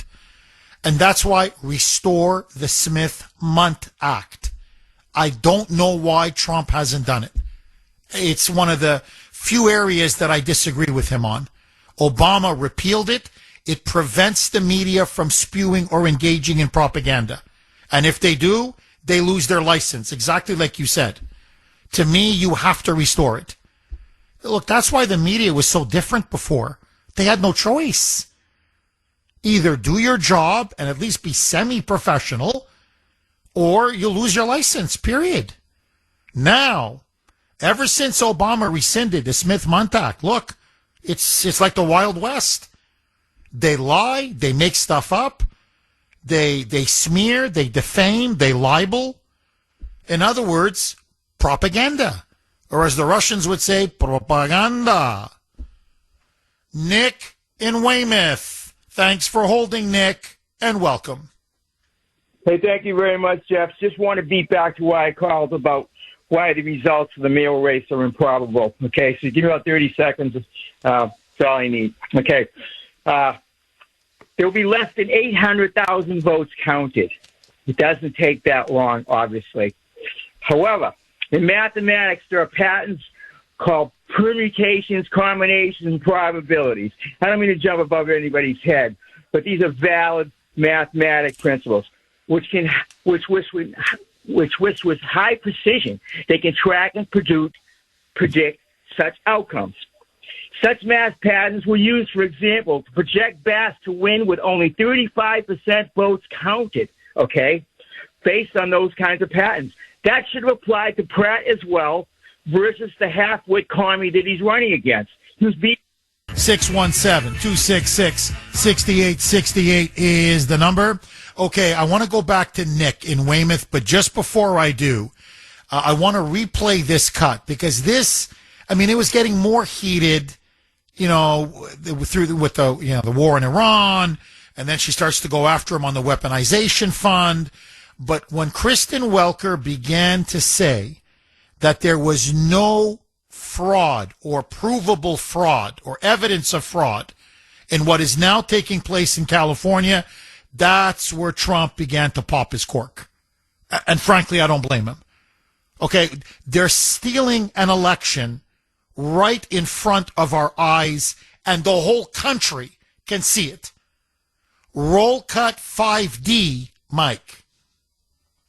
Very clear. There's no evidence of what you're saying, but let me ask you about Todd Blanchard. Let me ask you about Todd Blanchard. Listen to me. Let's talk about There's Todd tremendous Blanchard. evidence. There's nothing but evidence. The election was rigged. It was a dirty election. Mr. And it's President, happening again right now in California. You've never presented evidence. It's happening the right now in California. Right now it's look at what's happening in California. To that? It's the 4 Republicans days. are doing well in California. They're not. They're dropping fast because it's a rigged election. Let me tell you, it's 4 days, and they aren't even close to coming up with it. You know why they're doing that? Because they're cheating on the election. I mean, look at her. She keeps talking over him. Like, lady, you asked the question. He's trying to answer, and she keeps talking over him and debating him. Now, let me just say this. I challenge any liberal out there. I challenge you. What do you want? I mean, I would say you want to bet money, but then you idiots are going to run to the FCC and say, oh, Kuhner's doing paid for play. He's betting. So, it was a figure of speech. I'll bet my house. No, I'm not betting my house. It's a figure of speech. I'll bet my house. Show me one time any liberal journalist, any media outlet, establishment media outlet, did to Joe Biden or Barack Obama what Kristen Welker just did now to Trump in that one clip. Talk over him, and talk over him, and talk over him, and not let him finish, and cut him off, and keep cutting him off, and be that rude, and that adversarial, and that disrespectful. You don't bother, because you'll never find it.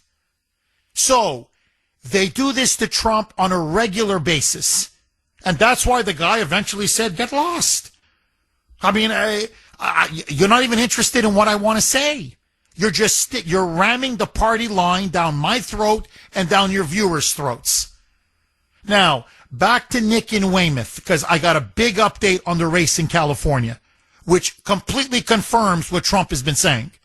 So Nick was saying, look, without getting too mathematical about it, the probabilities of what's now happening both to Spencer Pratt in the LA mayoral race and to a lesser extent Steve Hilton in the gubernatorial race they're just statistically impossible.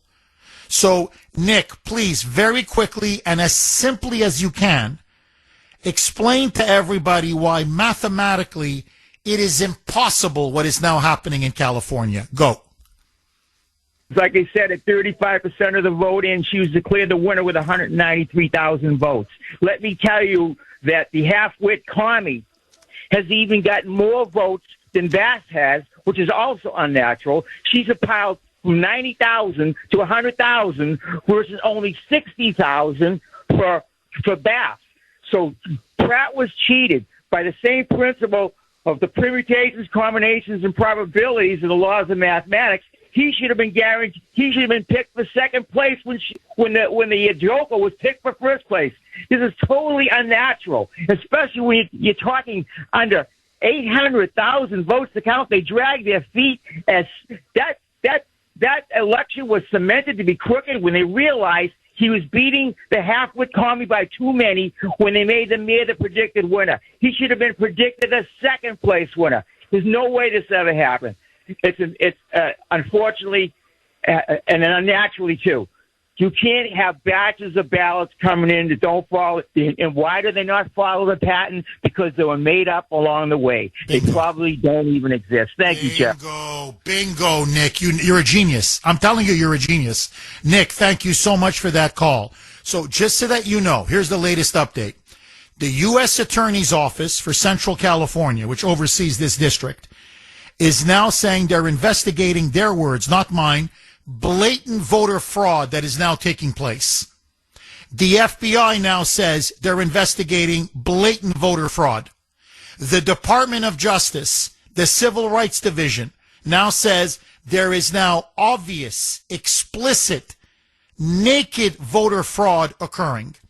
Here is now the absolute latest. I'm just going to focus on the L.A. mayoral race, although I will get to Steve Hilton, I promise, and the governor's race.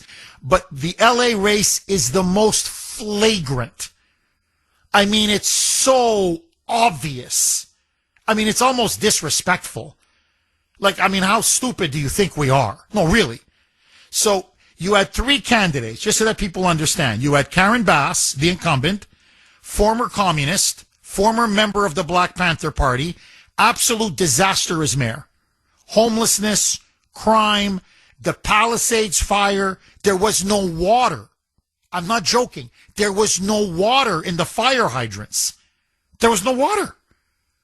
She was in Africa at a conference partying, as one of the most beautiful areas of her city was going up in flames. By the way, that's where all the taxes come from. Just so that you know, it doesn't matter. Complete incompetent disaster, a buffoon. You had Spencer Pratt, independent, who is a reality TV star, who even the Democrats say ran, their words, not mine, a, quote, flawless, quote, perfect campaign. He ran on fixing the potholes. He ran on ending all the mass homeless encampments, which are just everywhere in the city, cleaning up all the crime, and proper fire prevention and recovery. In other words, the most bread and butter issues you could run on. He had money. He saturated the airwaves. He had a debate with Karen Bass. Everybody agrees. He destroyed her. He ran circles around her. Even her staunchest supporters said she must never debate him again because he cleaned her clock. It was unanimous. Even the media in L.A. said, wow, she got absolutely hammered. And there's a third place candidate that no one had ever heard of. She's a member of the Democratic Socialists of America. Okay, she's a self-avowed communist. Again, I'm not calling her a communist. She calls herself a communist. She sits on the local city council. As radical, if not more radical than Mamdani, she's up there with Graham Plattner in terms of her radicalism. Little money, little advertising. No one ever heard of this woman. Her name is Nitha Raman. R-A-M-A-N. I got 30 seconds left, Mike. Okay. You're not going to believe what has just transpired. I'm going to tell you on the other side. Right now, it's look at what's happening in California. To that? It's the 4 Republicans days. are doing well in California. No, they're not. They're dropping fast because it's a rigged election. Let me tell you, it's 4 days, and they aren't even close to coming up with it. You know why they're doing that? Because they're cheating on the election. Do you have evidence to support that? All I have to do is look. All I have to do is look. That's not evidence. And I listen to people, and let's see what happens. But, sir, that's not evidence. Do you think it's appropriate? That's how they count the votes in California. Do you think it's appropriate that they have an election, and 5 days later, they're nowhere close to picking a winner? State and local officials acknowledge they are slow. They're urging. No, they're crooked. They're urging the votes to be. You better believe it, they're crooked. 8:50 on the great WRKO. Jeff Kuhner, Boston's bulldozer, cleaning up the liberal bull. Okay, so, of course, Trump has been completely vindicated. She's a liar, and that's why he was right to call her a liar and crooked. and frankly stupid, because she's all three. Now, what's happening is this. Spencer Pratt, on election night, was right on the heels of the incumbent mayor, Karen Bass. And he had run, as I said before, everybody acknowledged a spectacular campaign, almost a textbook campaign. Okay, Carville came out. They all came out. All the Dems, you name it. Even Obama's top advisor came out and said that Axelrod said, I don't think you could have run a better campaign than what Spencer Pratt ran. But that was the problem. He thought he was already in second, close, and he was going to go into the runoff. He didn't realize that the fix was in. And so, yesterday, the local media in L.A. and across California now are saying Spencer Pratt will finish third. Not second, so he qualifies for the runoff, but third. He got buried under a mountain of mail-in ballots. And this woman, this communist, literally a communist, that no one has ever heard of, Nitha Rahman, is now surpassed Pratt, and she and Bass are heading now for the primary runoff. For the runoff. Now, to show you how they did it and how flagrant it was, Spencer Pratt did get mail-in ballot votes, but they all arrived by election day, i.e. Tuesday of last week. Okay, well, whatever, the day, June 1st or whatever it was. So of Tuesday, which was the election, by that day, Spencer Pratt did get mail-in ballots. And they all came in either before or on the date of the election. But guess what happened with Nitha Rahman? Her ballots started to pour in, here it comes now, after Election Day. They were counting them and they accepted them even though they arrived on Wednesday, Thursday, Friday, Saturday, and then yesterday, the final blow, Sunday. So they're allowing mail-in ballots and they're accepting them as legitimate even though they're arriving after the election date. And they're coming in big dumps. Now, here's the kicker. In every single one of these dumps, you know how many votes Spencer Pratt got? A zero. A zero. And you know what also is incredible? It's just the coincidence. Karen Bass, the incumbent, the so-called leader, she's now starting Wednesday, Thursday, Friday, Saturday, Sunday. She's getting less mail-in ballots than Nitha Rahman. The one who's getting the bulk of all these mail-in ballots coming in is what the third place finisher on election night, the communist who no one had ever heard of. And so Spencer Pratt had a lead of 40,000. And then the first dump came in on Wednesday. And 40,000 went to 21,000. And then they brought in another dump. And then 21,000 went to 13,000. And then they did another dump. And then 13,000 went to 7,000. And then over the weekend, here it came, baby, another dump of mail-in ballots. And guess what? She's now ahead by, I'm not going to give you it's 3,000, I think, 462. I'm just going to round it off. 3,000 votes. She's now up by over 3,000 votes. And suddenly, all the news networks are saying Spencer Pratt has been defeated. Nitha Rahman will finish second to Karen Bass. The two of them, communist light, communist, former communist, current communist, both beloved by the Democrats, will now move on. And Spencer Pratt, you just got screwed, buddy. I'd use a different word, but we're on the air. You just got blanked. That's what just happened in California. It is not just statistically impossible. It's statistically, forget that argument. Here it is. Where are these ballots coming from? By the way, why are they even being counted after the election? That's the fraud right there. Right there, okay? But no, let that go. Just even let that go. It's statistically impossible that she somehow is gaining all of these ballots. Let that go. Let it go, Jeff. Okay. Parking lots. Empty parking lots. They're finding 8, 10, 12 ballots. People have voted from given an address that is an empty parking lot.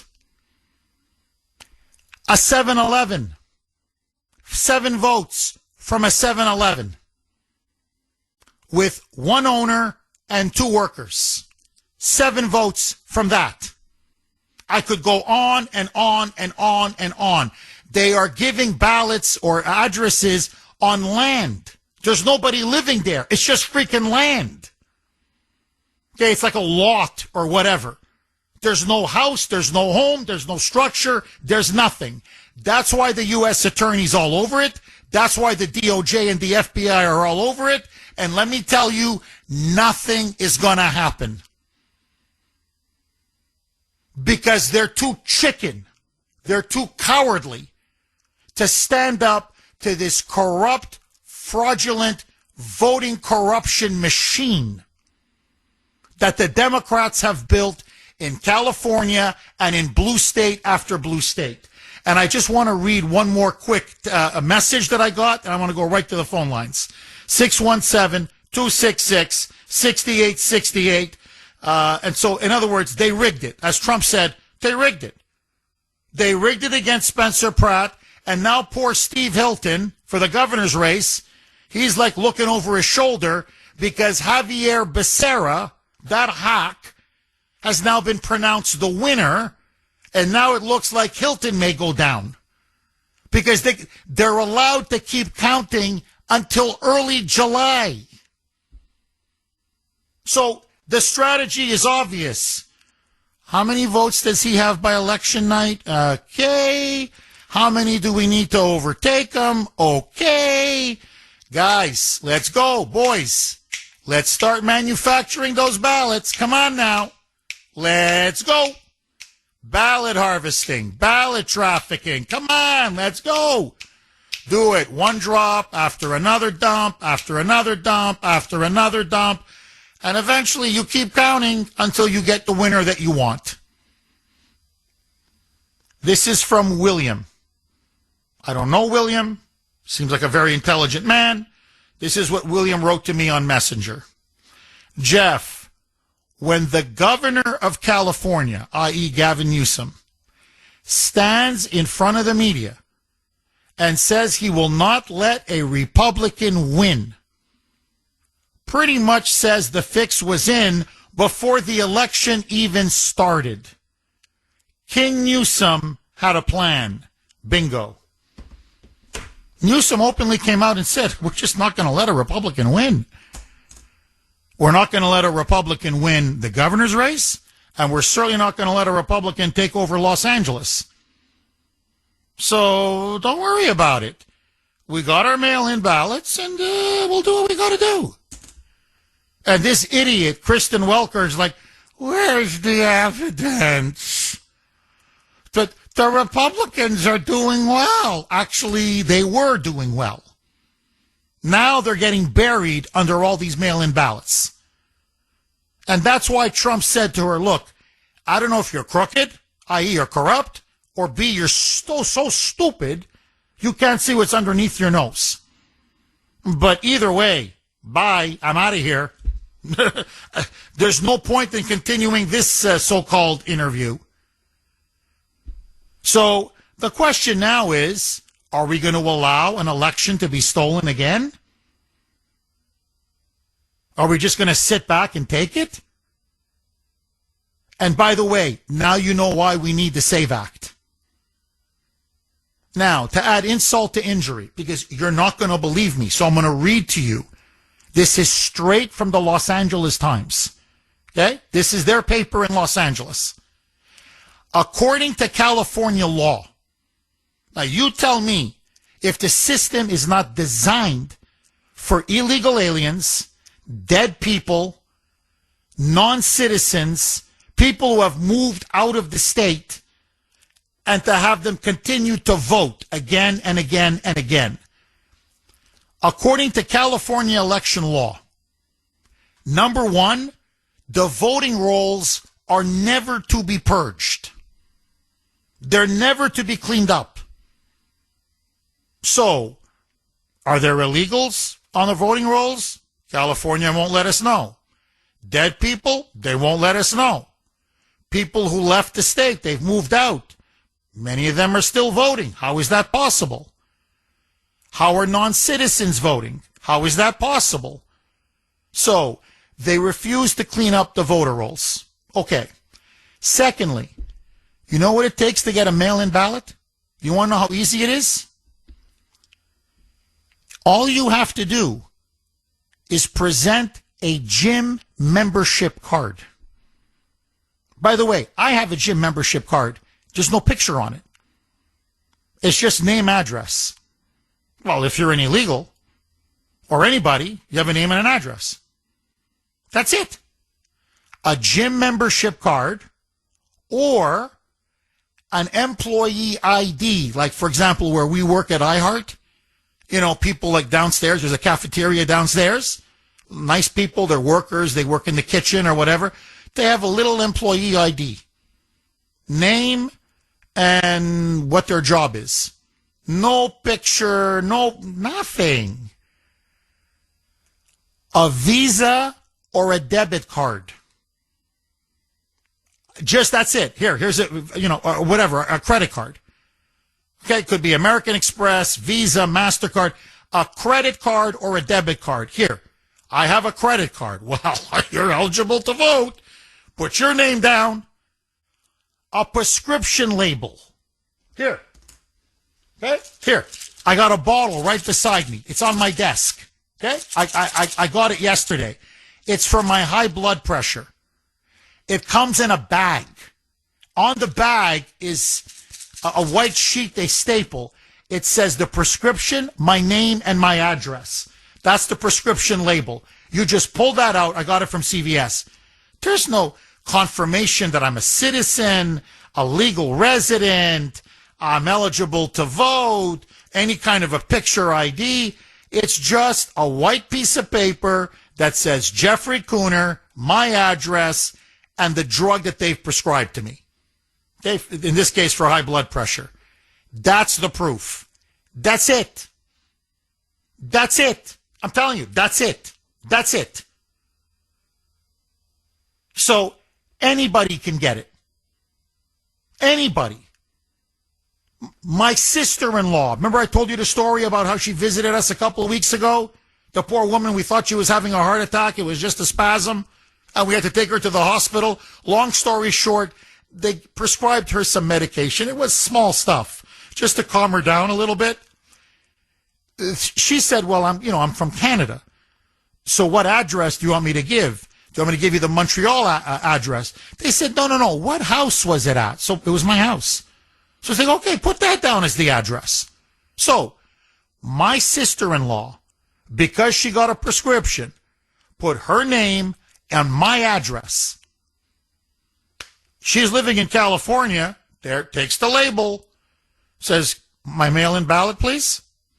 And they would hand it to her, and she can vote, or someone could write for her who they want her to vote for. That's California. That's California. And this buffoon, Kristen Welker, is going on about, there's no evidence. There's no evidence. You phony, you fraud, you. Until we have an honest media, until we have a fair media, a serious media, a real media, our country's in trouble.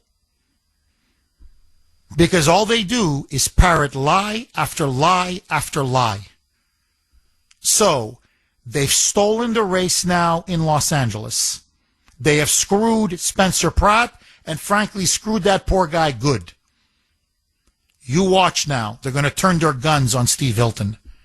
And by the way, Javier Becerra, the guy now that's in first place, Javier Becerra did an interview.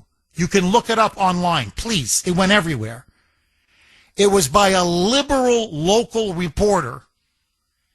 And he says to him, well, you say you want, because he wants to give illegal aliens free hospital care.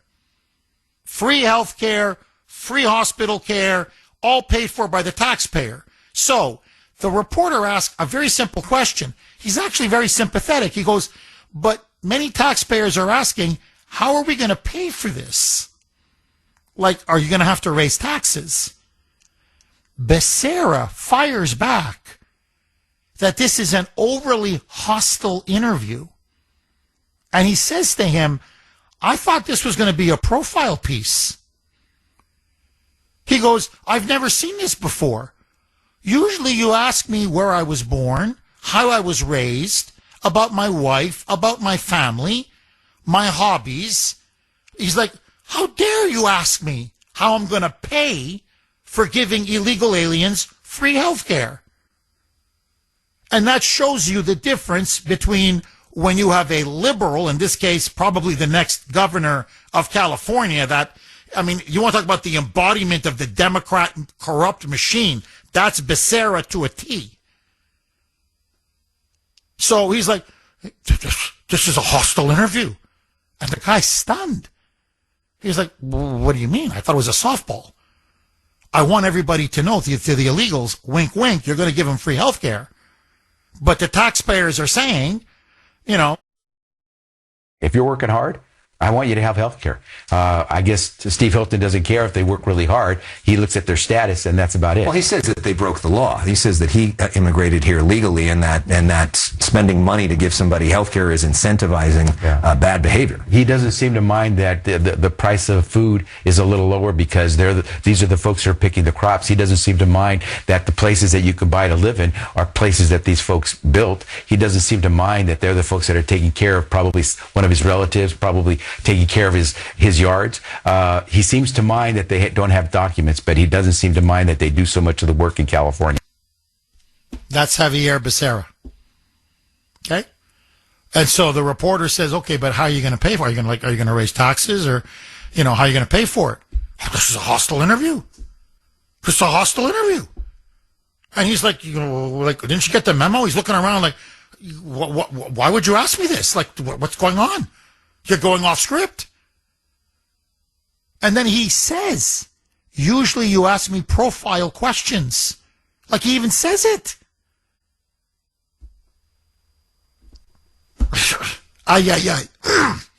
It is so rigged.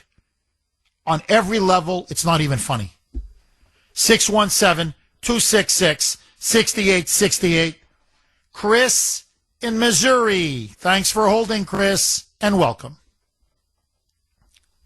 Jeff, I want to refer to the interviewer, or so-called interviewer that you were talking about. Yeah, Kristen Welker. Yeah, please, go ahead.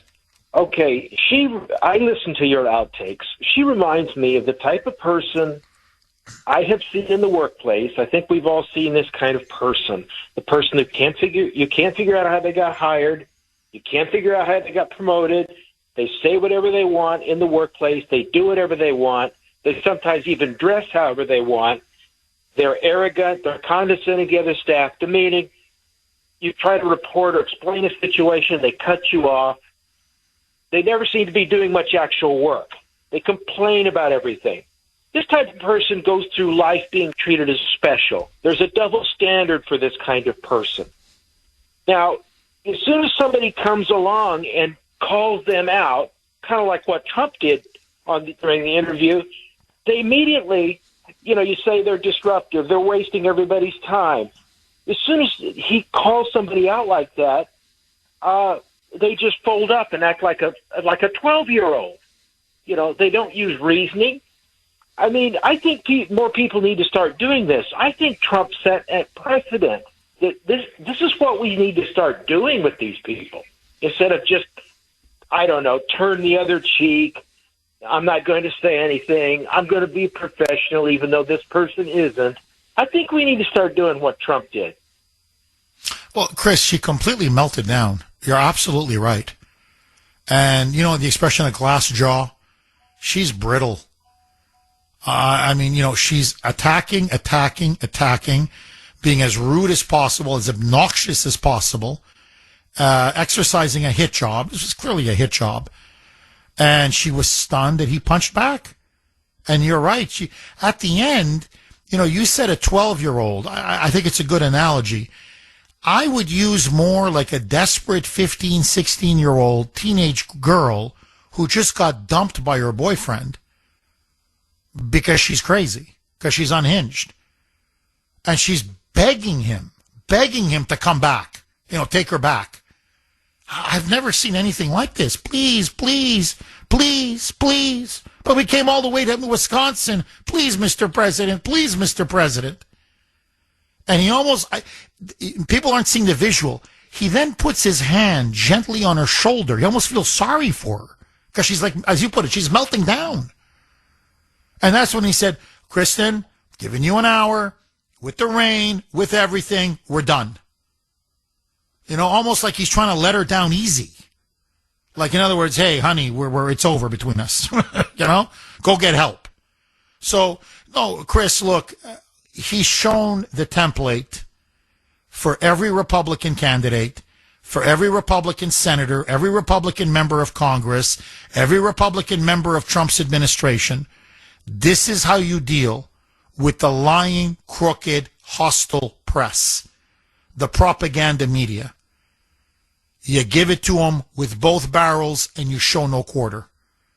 And you're right, like a bully, when they punch you, you punch them back, they run to mommy.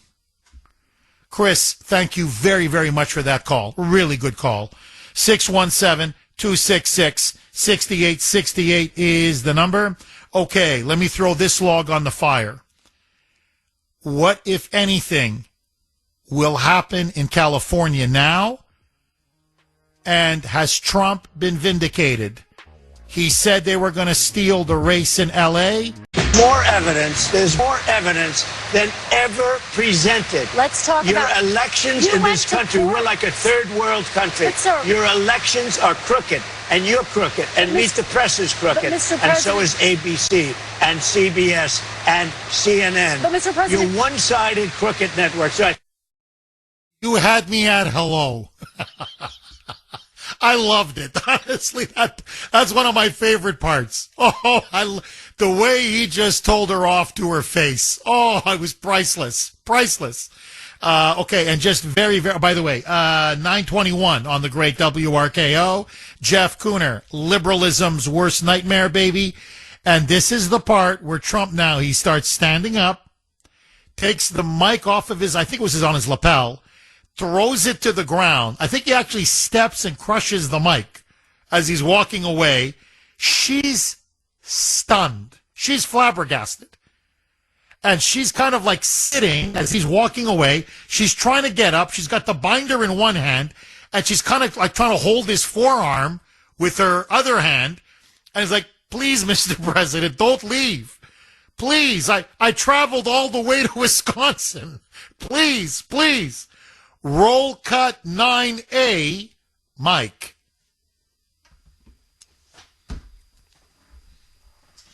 Let's call it quits because I've had enough. Thank you, darling. Have a good time. Mr. President, let's please. I traveled all the way to Wisconsin.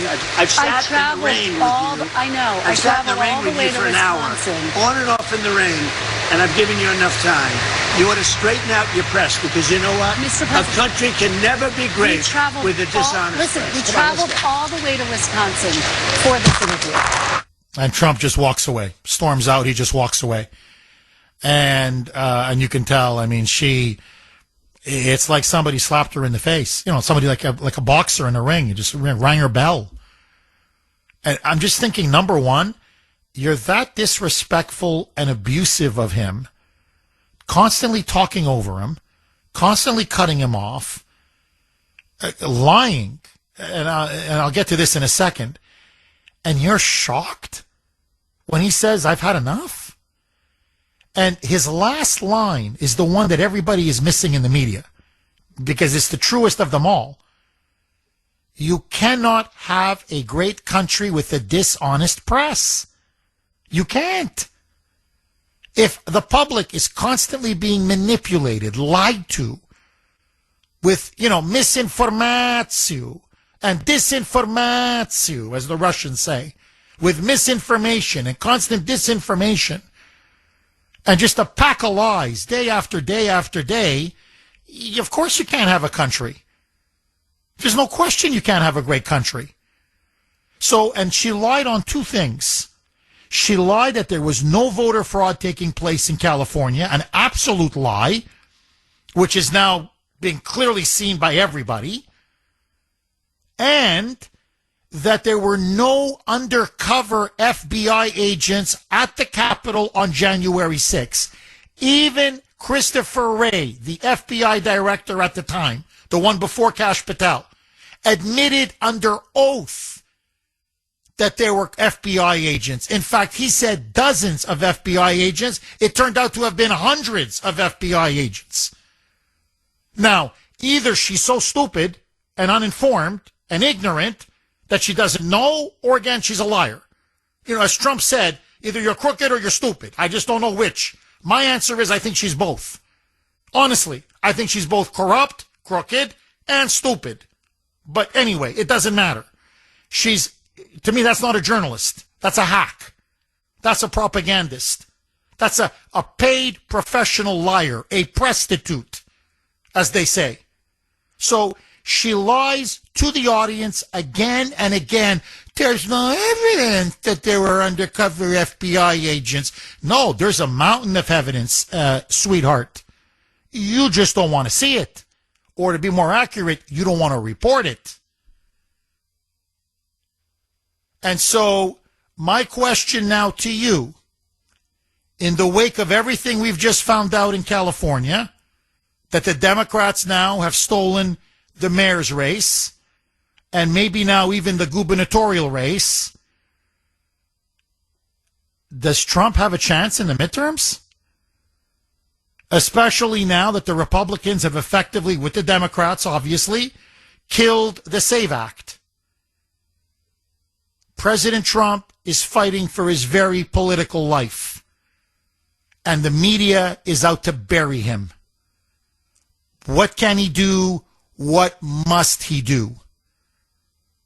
And did he do the right thing in exposing Kristen Welker and in calling her a liar and crooked to her face? I think he did the country a huge favor, but that's me. I want to hear from you. 617-266-6868. Okay, stories now are starting to break about how the Democrats are stealing the mayoral race in L.A. I mentioned the addresses, the phony addresses, obviously the mountain of mail-in ballots, the illegals that are voting. Apparently now they've also shoehorned homeless people. So apparently what they're doing is the Democrats are going to homeless encampments, and they're getting these names from these homeless people, putting in fake addresses because they're homeless, they don't have an address, and then they get their signature, and then they mail in the ballot. They mark down who they want, not the homeless people, the Democrats. So I guess they felt they wanted to boost up Rahman. So a lot of homeless people were checking for Rahman. And then they put it in the mailbox, and they just start dumping and dumping and dumping. And now she's surpassed Spencer Pratt. So they're mobilizing the massive homeless population. I suspect that they're probably giving them money or booze or drugs. They're giving them something as an incentive. And then just saying, we just need your name and we'll take care of the rest. So they'll even sign for them. So just give us your name, we'll find the phony address, and we'll mail it in. And that's how they roll. 617-266-6868. 6868. Now, super quick. What happened to the media? How did it get this bad this quick? And what is the real root cause of the fact now that we have, as Trump says, a crooked, dishonest, lying, corrupt media? Really, propaganda masquerading as journalism. Well, this is a really, really good text message that I received. You can text the Kuhner Man, 70470. It is from 917. Jeff, I was in a master's program in journalism at Boston University in 1979. So we're looking at about 46, 47 years ago. By then, most of the journalism schools had already fallen victim to a takeover by, and this is the key term, quote, advocacy journalism, unquote. Real journalism, and this is true, was once a trade, not unlike being a carpenter or a master electrician. And you began an apprenticeship at local school boards and selectmen's meetings. Then journalism had only this rule. Ask and answer the following questions. Who, what, where, when, how, and why, in order to inform those who were not there what happened. Those less informed people, the ones who were not there when something happened, were your customers. And the loyalty was to the First Amendment. Those days are long, long gone.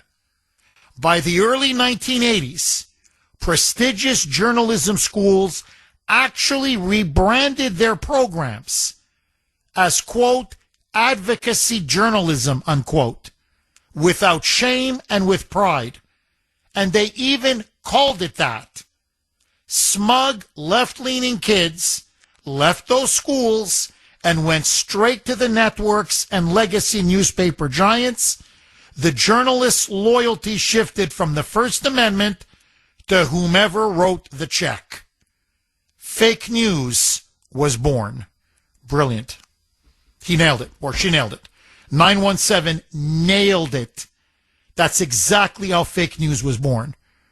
The only thing that even changed even more was you don't even go to journalism school now, which, by the way, is, quote, advocacy journalism, which means left-wing journalism or left-wing propaganda.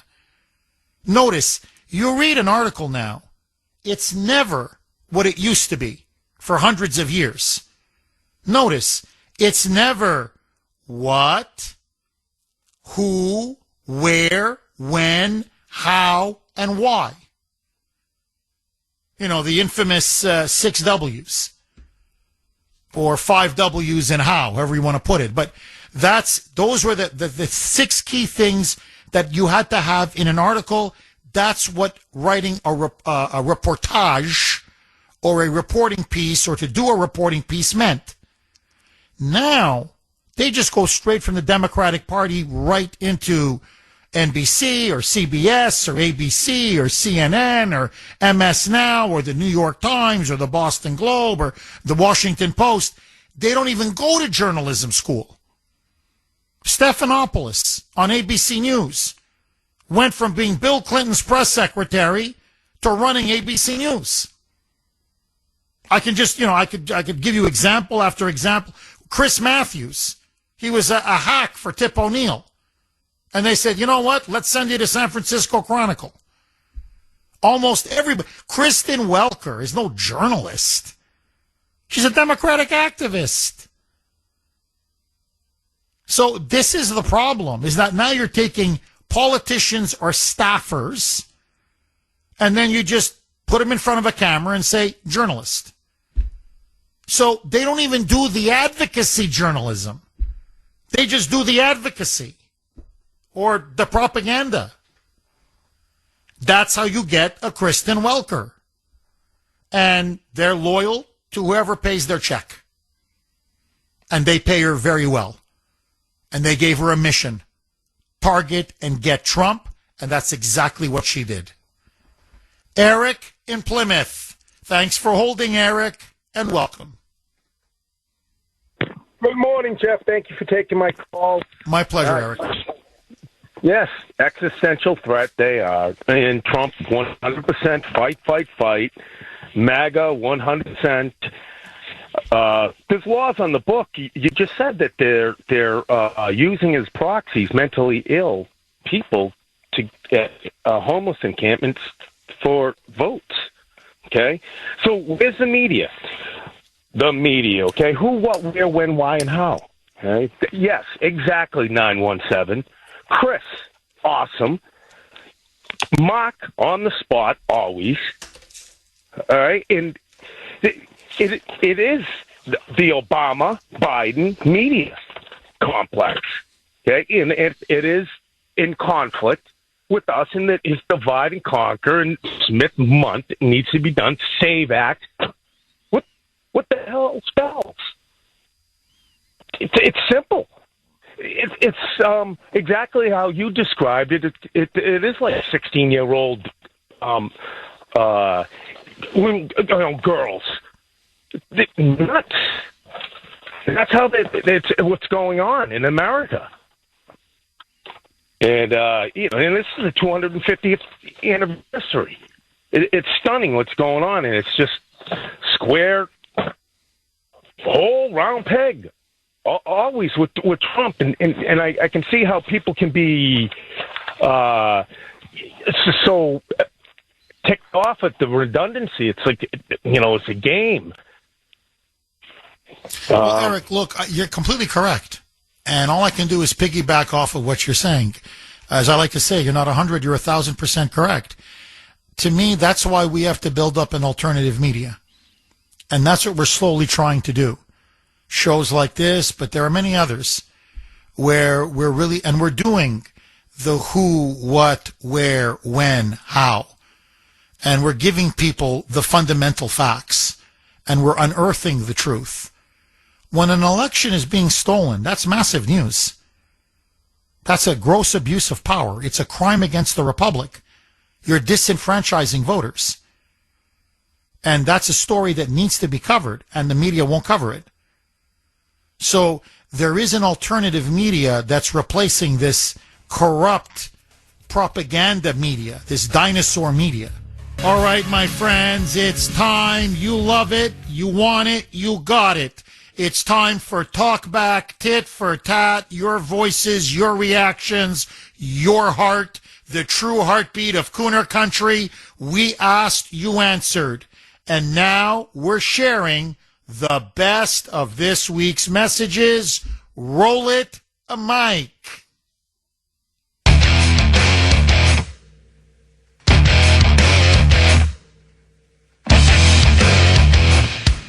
Hey, Kuhner man, you should start every show with the I Pledge Allegiance. Can you hold on? I'm up against a break. I want to hear what you have to say. Mike, you couldn't give another 10 seconds? Jeff Kuhner, Boston's bulldozer, cleaning up the liberal bull. Well, last time I checked, Healy's still governor, Wu's still mayor, and Warren and Markey are still our senators.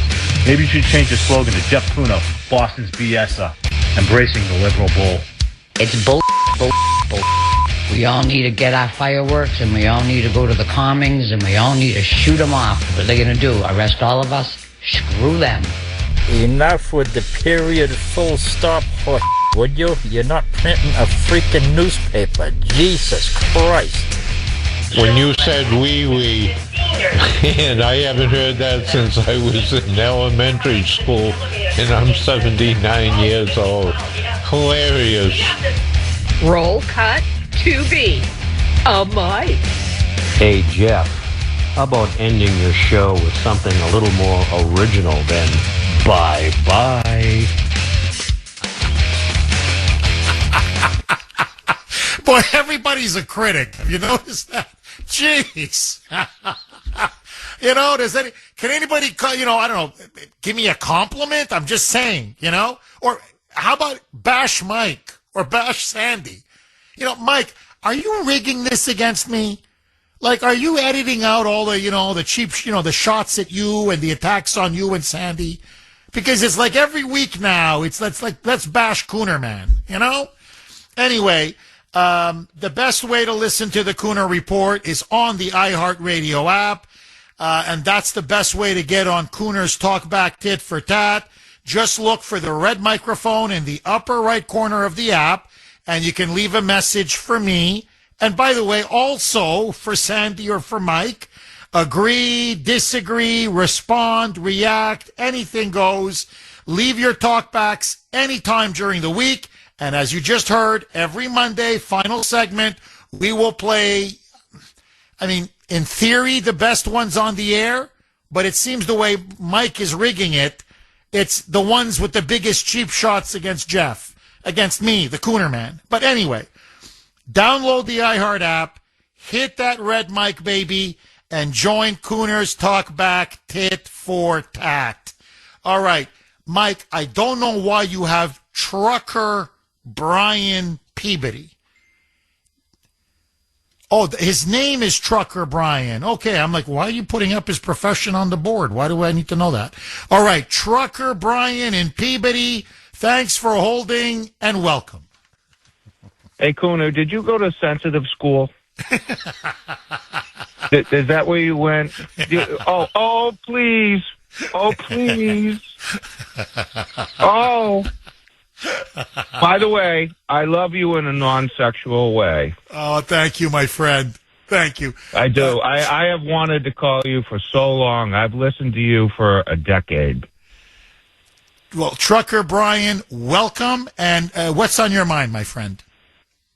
Well, there's a few things I just want to say very briefly. I want to be very respectful. Number one, collectively, what you're talking about is sex lies and videotapes.